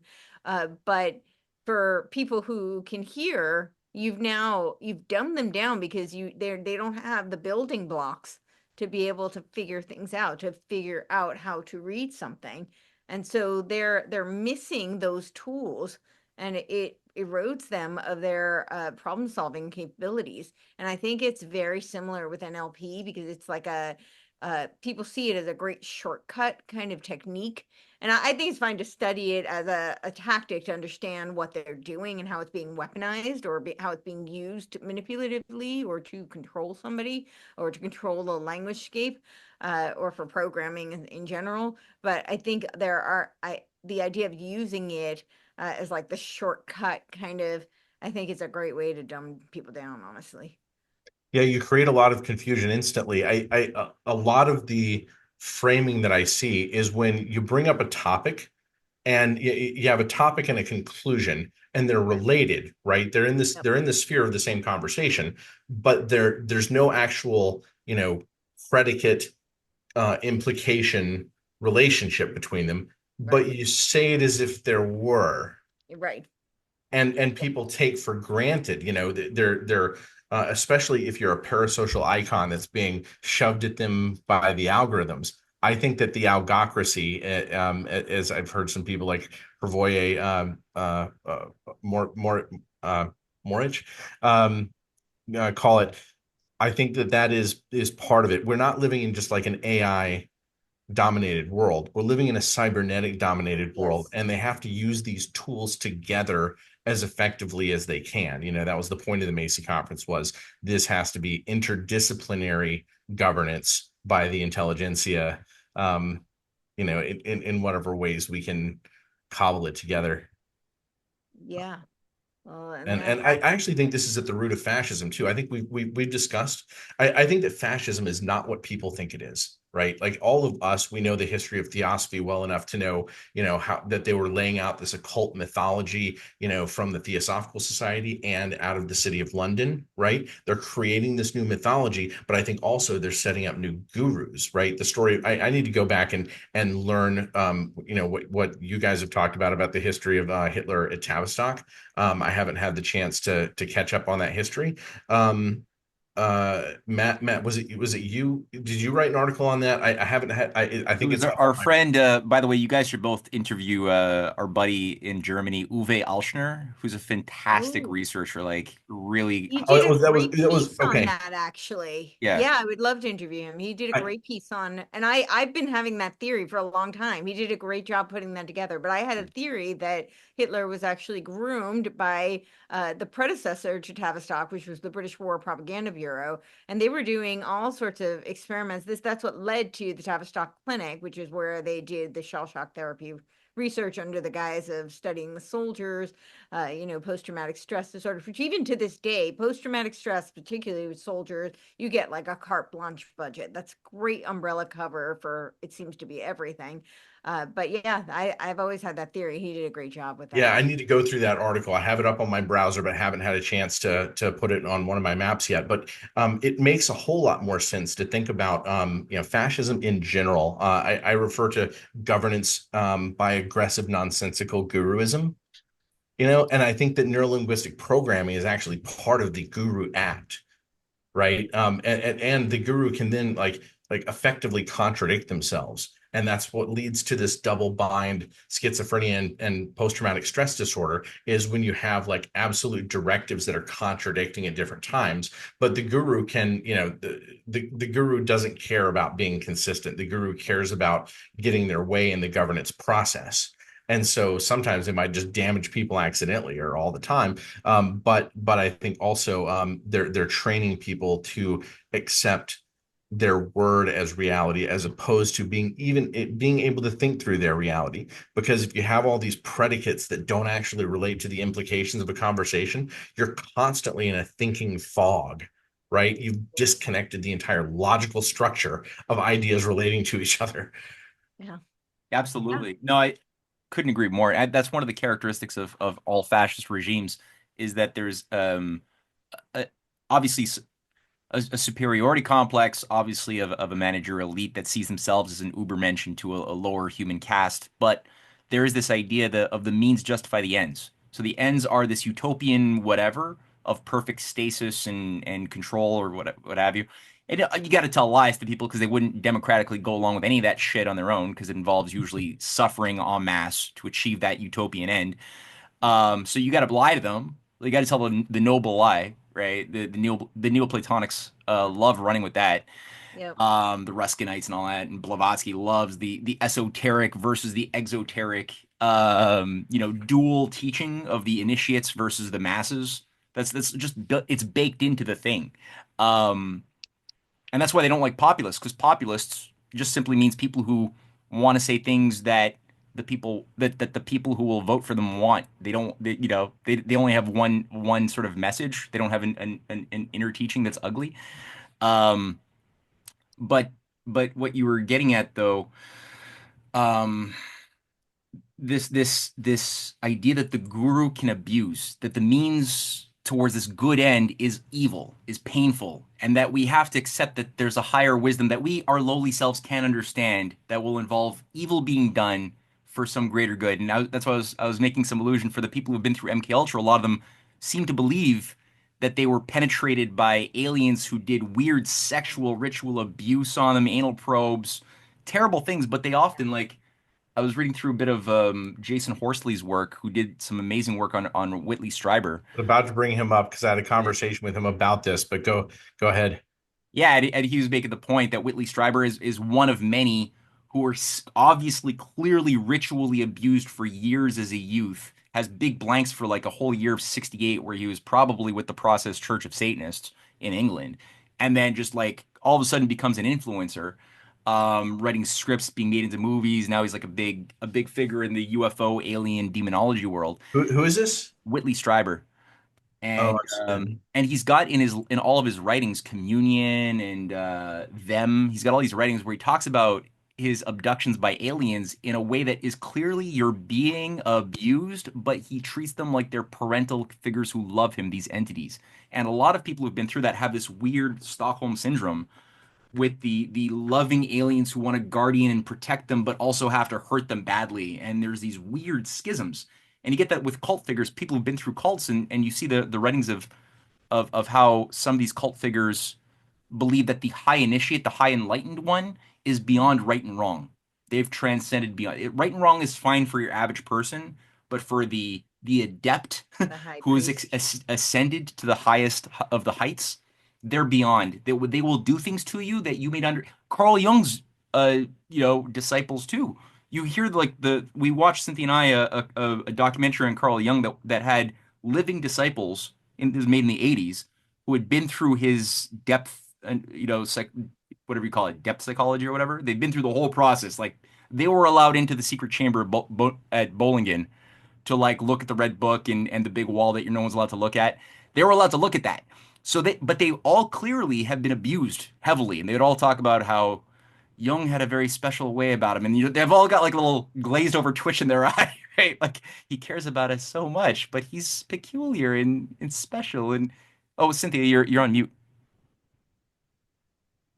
You're still I don't on know why mute. it's like default putting you on mute. Yeah. Yeah, weird. No, maybe I muted myself because our cat was making a lot of noise. Yeah. I finally put him outside. But no, yeah, they were acknowledging that he was abusive, Yeah. but that it kind of had to be that way. And like I've heard that too for some people who really believe that Osho is this really also this person beyond good and evil. And you ask them like, oh, but the people who were in the Osho groups in the States, I forgot which state it was, Oregon. Oregon, were doing like paramilitary tactics against the people living there. Again, very much reminiscent to the first Mormons, trying to take over two different states like Illinois and I forgot the other one. But their response is just, well, Osho's not responsible for what they do. And it's like, but if they consider themselves like the lieutenants under Osho, like there's a hierarchy within the Osho cult. You have people who are the bosses of other people and they can give orders to them. How is Yeah, it? he had nightly meetings with Sheila Anand that nobody else could Oh yeah, participate in. And and then she she was went and had meetings with her lieutenants. okay, and yeah, and she was the one that was like the most militantly aggressive, right? Mhm. Yeah. So it's like how can you just brush that off that he's like beyond that. It's really problematic. And yeah, like you can tell that there's as you guys were starting off the conversation with this whole the family unit thing too, and that there's this the abuse within a family unit and within a cult. It is sort of like your family at that point as well. But there's a lot of crossover with like what Freud and Jung were looking at with the family unit. I think like unhealthy family units.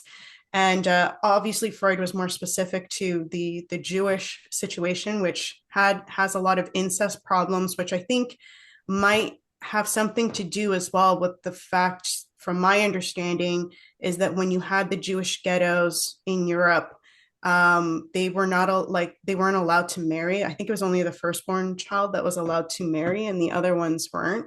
You had like certain other kinds of laws that were put on them that you could see could possibly create unhealthy situations. And also the backwardness of the religious teachings and everything. I feel that if you look at the Islamic Renaissance, Al Andalus in Spain, how like Christian Spain's, you had Christian kings who were speaking Arabic and this sort of thing, but you had this ecumenicism where you had Jewish scholars, Christian scholars, and Muslim scholars all coming together at these House of Wisdoms, and it was a very good time. And you could see there's such a difference in this period with the Jewish scholars and like what happened later. I feel with like the ghettos of Europe, and that Freud was, I think, in some ways sympathetically trying to respond to that, in other ways being a sort of enforcer to it. But yeah, you can see these cult kind of situations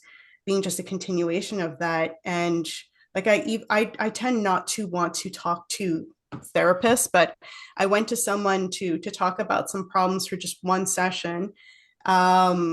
who is a follower of Carl Jung, I realized afterwards, but wasn't a typical type of therapist. And they were like promoting again that like if evil is done upon you, that person's way of loving you. And so like even a person who's not of the higher echelons of the Jungian, because there are the selected, true teachers, right, of the Jungian psychotherapy group where they get the special training that only a select few can get. But even like the general therapist, they've received this as the message, which is that this concept of evil can also, and doing evil actions can be a form of love. And that's again like an idea of the guru as well. It's a very unsettling idea. Yeah, Julian Assange explained away his torture of his top guy's cat that way. What? What do you mean? What? Julian Assange, the guy who worked for him, who said that Julian Assange was a CIA agent, but they had lived together in an apartment, and Julian Assange would like, take his fingers, put him in a fork, and like pin his cat, like wait till his cat was like like not paying attention, but kind of tired, like late in the day, and then pin him down by the neck, see if he could do it fast enough that the cat wouldn't be able to react and keep the cat pinned down. And his explanation was that he was training the cat into vigilance.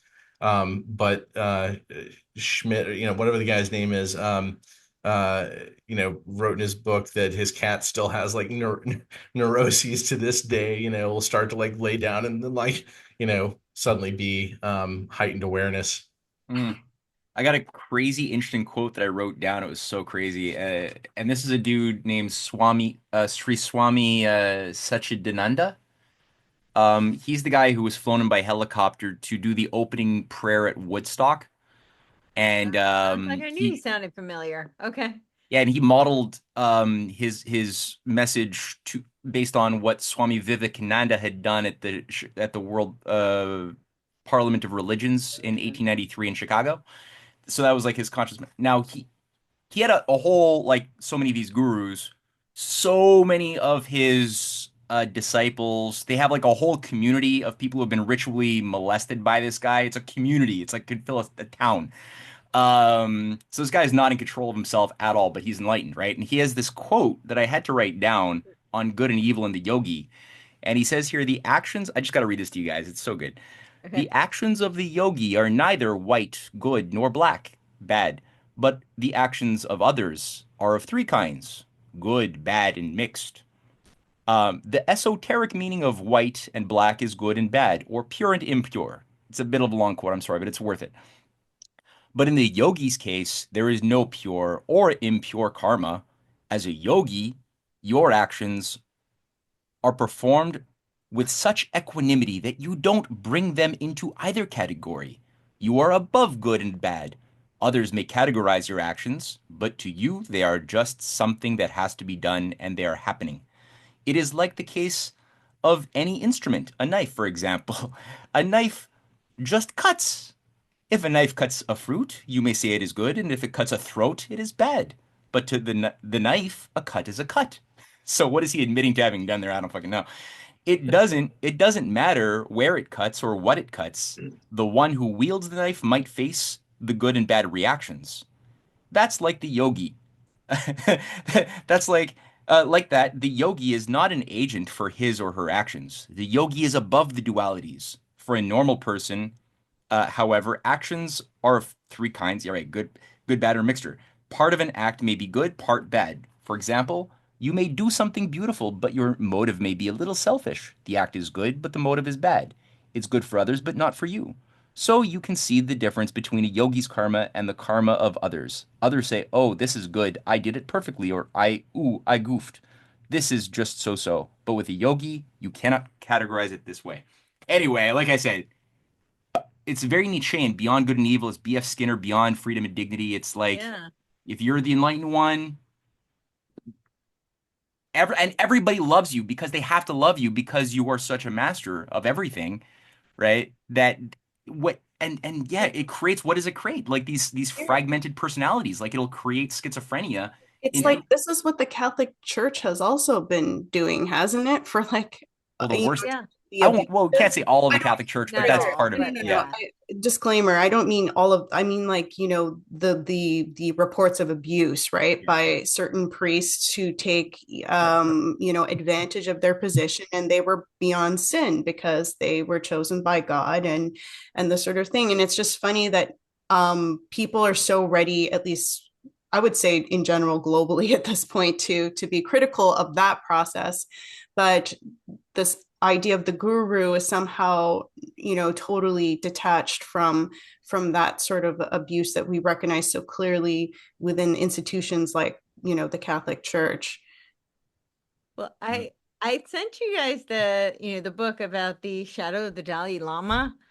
Yeah. And Oh, I right, yeah. might just read this as the short part because it's the part in the very beginning where they talk about Plato's cave, and it's directly related to this. They say Plato's cave, the shadow of the other side of a person, his hidden face. The shadows are all occult depths. Psychoanalysis teaches us that there are four ways of dealing with our shadow. We can deny it, suppress it, project it onto other people, or integrate it. But the topic of the shadow does not just have psychological dimension. Ever since Plato's famous analogy of the cave, it has become one of the favorite motifs of Western philosophy. In this Politeia, the state, Plato tells of the unenlightened people who inhabit a cave with their backs to the entrance. Outside shines a light of the eternal and true reality, but as the people have turned their backs to it, all they see are the shadows of reality, which fit sketchily across the walls of the cave before their eyes. Their human attentiveness is magically captivated by the shadowy world, and thus they perceive only dreams and illusions and never higher reality itself. Should a cave dweller one day manage to escape this dusky dwelling, he would recognize he had been living in a world of illusion. This parable was adapted by Friedrich Nietzsche in Aphorism 108 of his, I'm going to butcher the German, so just the gay science. And of interest here, linked to the figure of Buddha, for centuries after Buddha has died, Nietzsche wrote, his shadow is still visible in the cave, a dreadful, spine-chilling shadow. God is dead, but man being the way he is for centuries to come, there will be caves in which his shadow is shown, and we must also triumph over his shadow. This aphorism encourages us to speculate about the Dalai Lama. He is, after all, worshipped as a god or as a living Buddha, Kudin, sorry, a supreme enlightened being. But we could argue with Nietzsche, the true Buddha, God is dead.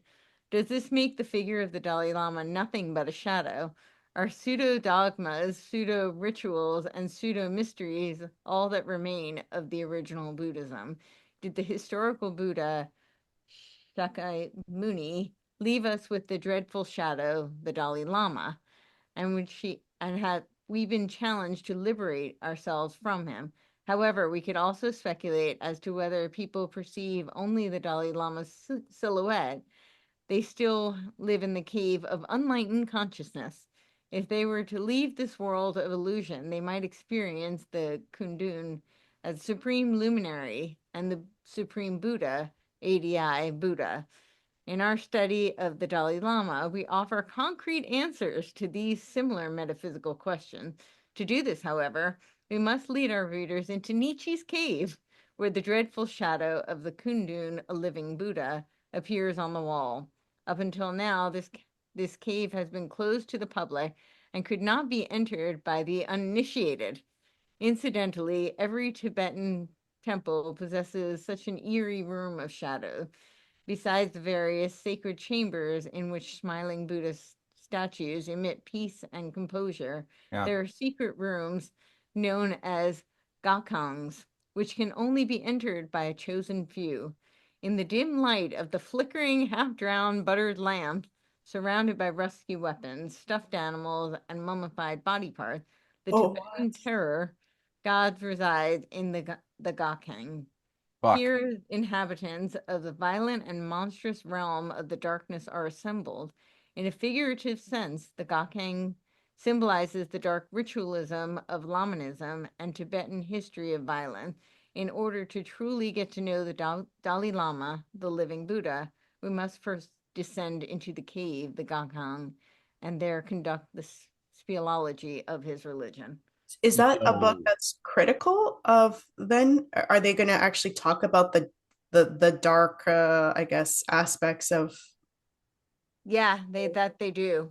The Yeah, I next part is downloaded that. We got to read politics that and book. civil. I Yeah, it's downloaded that. really long though, and it's Yeah. very dark. And I have not read all of it, but I've read quite a bit of it, and it is dark. Yeah, Well, I've that's what the Nazis were looking at when they were looking at the Tibetan Buddhism, right? And all of these human skin decoratives that lamped. was the lamps that they were like, yeah, that's a great idea. Let's do that too. They were, trying to tap. It wasn't just aesthetics. It had this other esoteric Buddhism thing. And I think that AP Sinet, the top theosophist from the esoteric section of the Mhm. Theosophists. He Yeah. wrote the book on esoteric Buddhism, and he was working with Alcott big time. And Oh Alcott yeah. shaped so much of what we think of today in Buddhism, like even the Yep. Buddhist catechism that's still practiced today and taught in Buddhist schools, is Yeah. written by Alcott, the founder of Theosophy.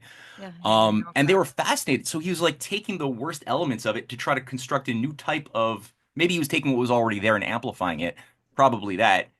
And uh and Well, there's and not just one Buddhism, no, there's many different schools school. of it, yeah, but he really wanted to amplify this one esoteric Buddhist thing, and it's exactly what you were describing, like this integrate with the shadow. Like they really emphasize the story of the Buddha looking at his own shadow and integrating it as a dual.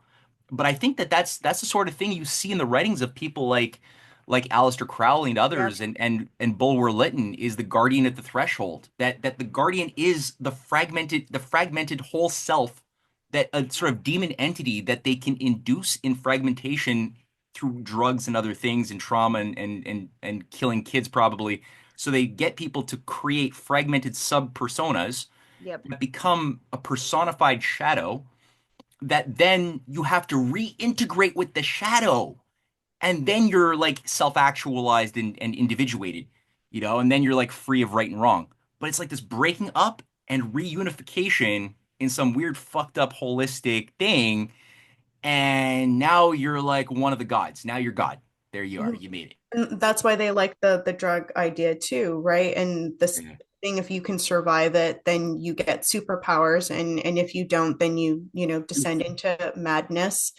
And then also this concept of Artie Lang, the relativity of madness as well, to kind of also just normalize Mm, this fragmentation that's going on. But mm, no, yeah, that's a good point. That's totally how Carl Jung also was describing his process of becoming a god.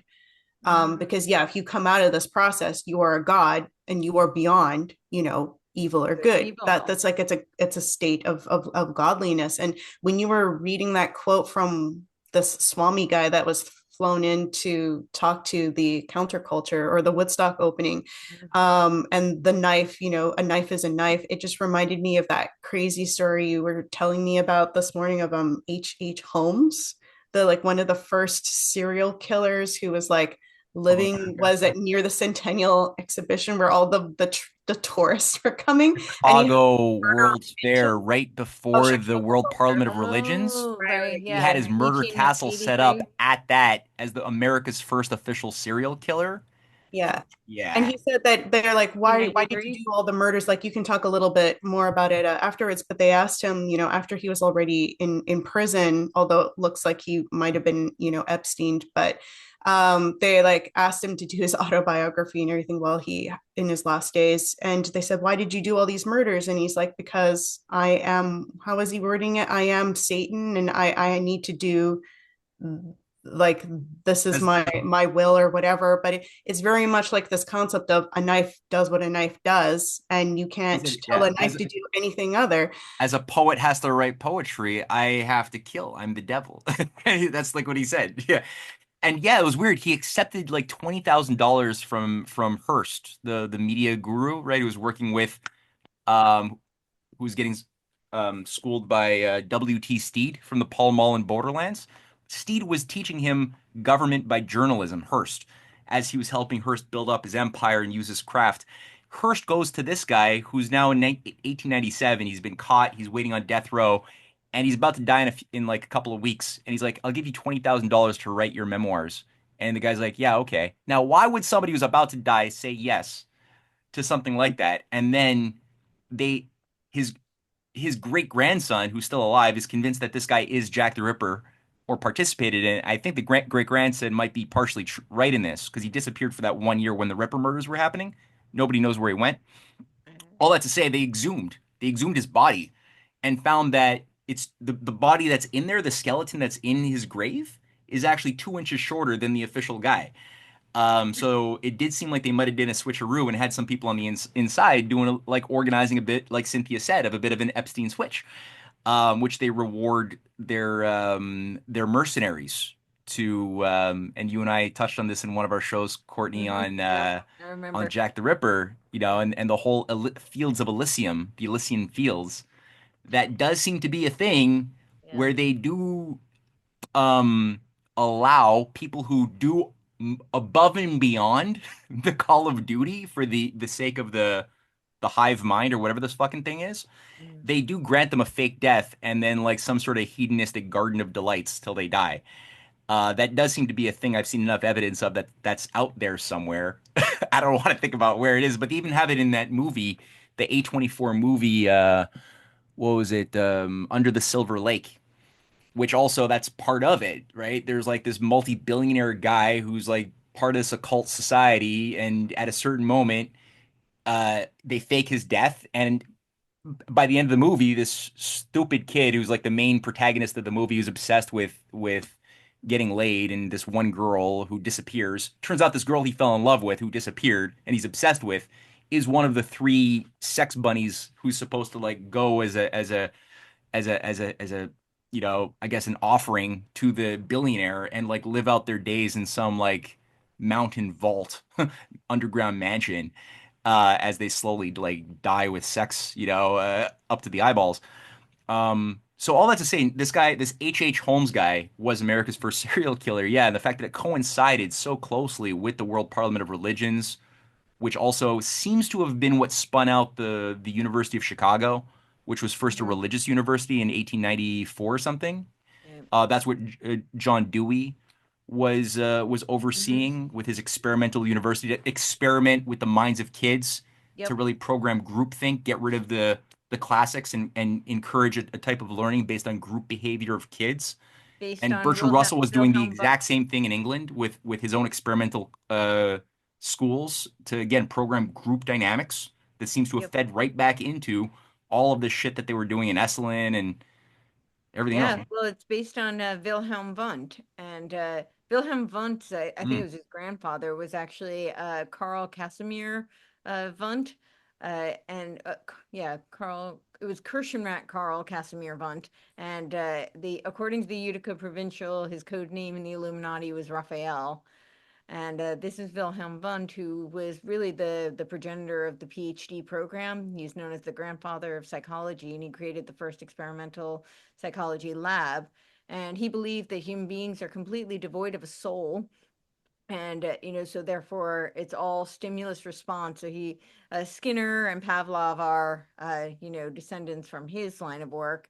But there's a great book. It's a very short book. There's a longer version which includes the two authors were originally Leone Paulo Leone and something Class, and Class seemed to be taken off on the one that I have, which is a shorter version. You can find the longer one online, but it's called The Leipzig Connection.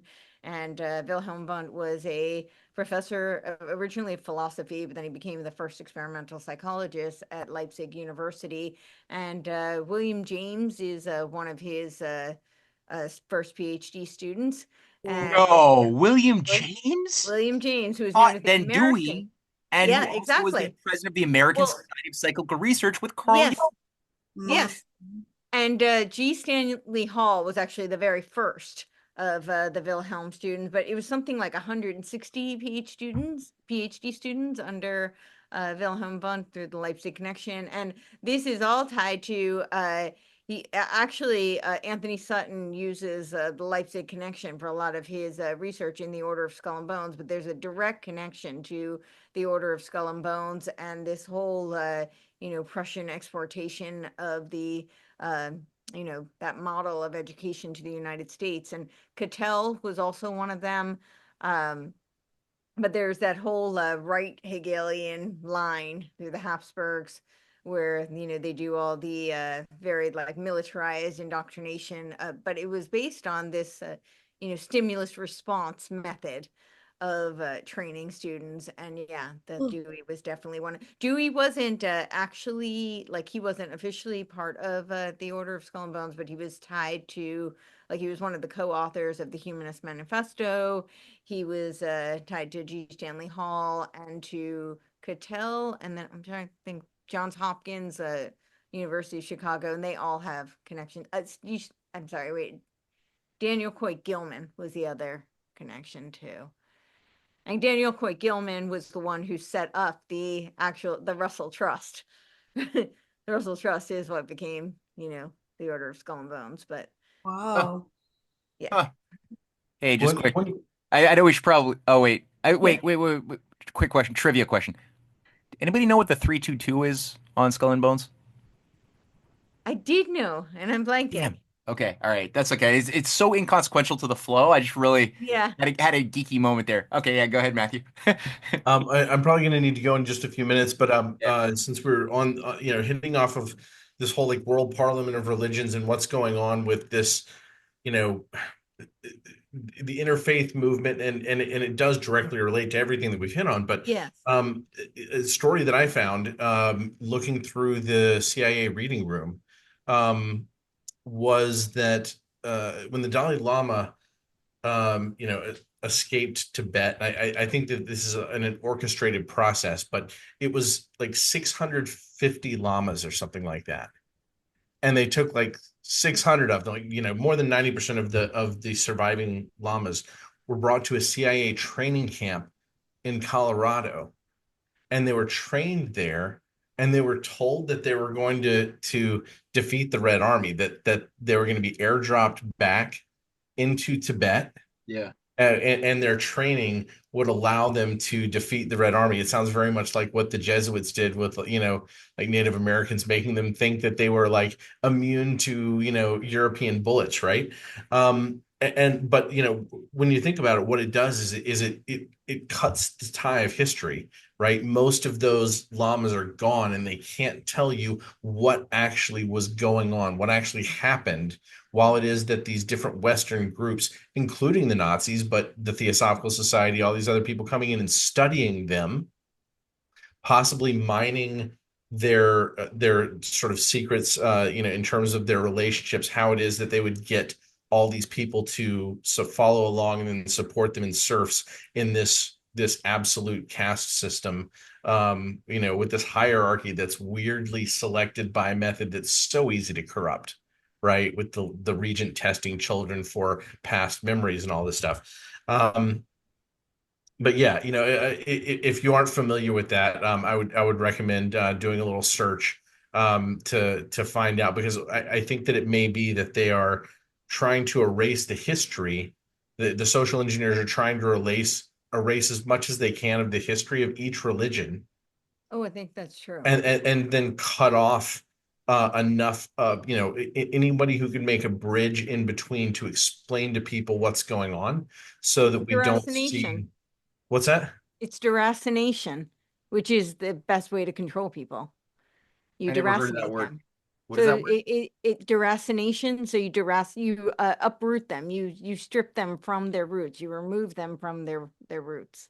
This is one of the things that I love about you, Courtney. I heard your explanation of having your parents eat dinner so that you could have conversation with them, and then having such a good habit with the dictionary. Yeah.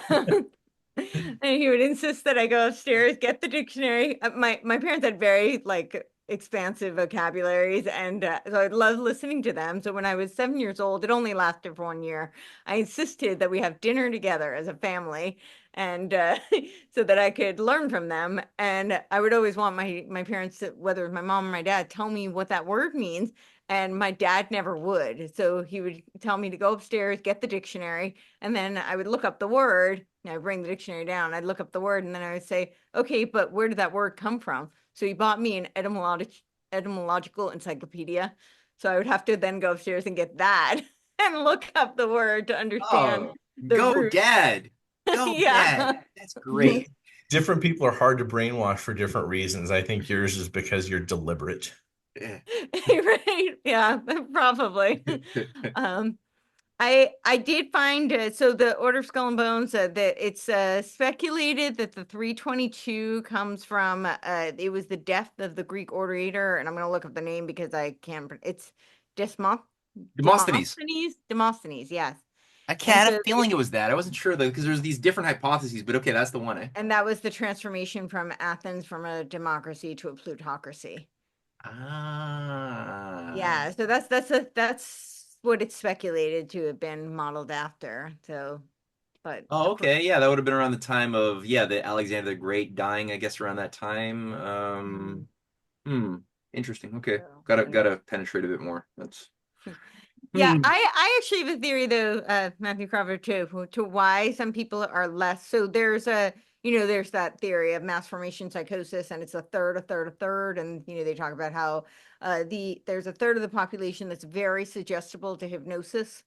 And then there's that, like they talk about that persuadable middle, and then there's people who are very resistant to hypnosis, and there are people who actually can't be hypnotized. So one of my first jobs out of college, I was actually a hypnotherapist, and it was mostly like habit formation. So I helped a lot of people with things like stop smoking, stop biting their nails, just like habit formation type of things.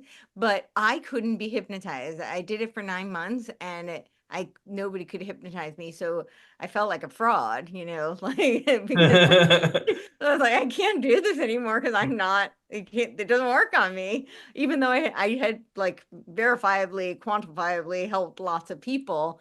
Yeah, so I quit. But I think that there are people who have their disagreeable personalities tend to be more less likely to be hit suggestible to hypnosis. And Oh, yeah, and I suspect all of us are in that camp, which is probably why we do. And this is the other really funny thing. So one of my favorite books growing up was called Wacky Wednesday. And I recently saw it because my niece had it, and I looked through it, and I'm like, so this guy was a conspiracy theorist.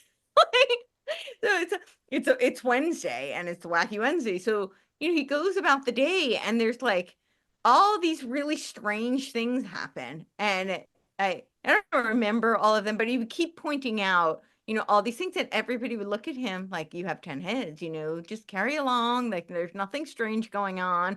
And he would keep pointing out all the odd things all day long, and they keep, mocking him. Like there's something wrong with him.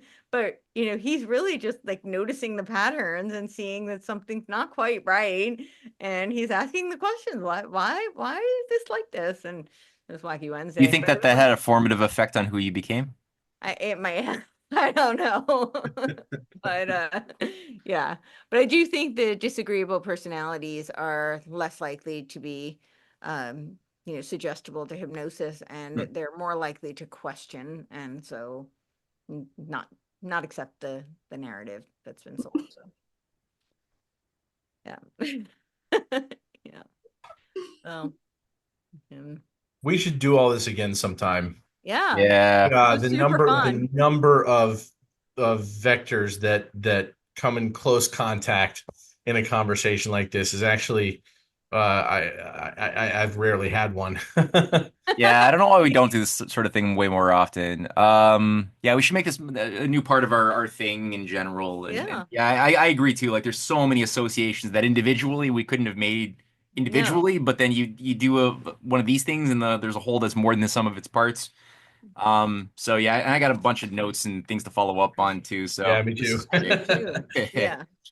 Cool, guys. All right, this is a good use of an evening, and I hope everybody watching also feels as edified. And as promised, we will have resources in the description box for people who want to read the thing about the shadows of the Dalai Lama or other things that we just got to do this fast before we all forget. I know I forget easily things that I just Yes. went through. Me too. So I'm gonna make a list. Send me stuff that you want me to put in the description box, and by tomorrow it'll be up online. All right. Awesome. All right. Yeah. Thank you guys. This was awesome. Thank you That's all. great. Thank you for hosting. Okay. Thanks, guys. Yeah. Bye.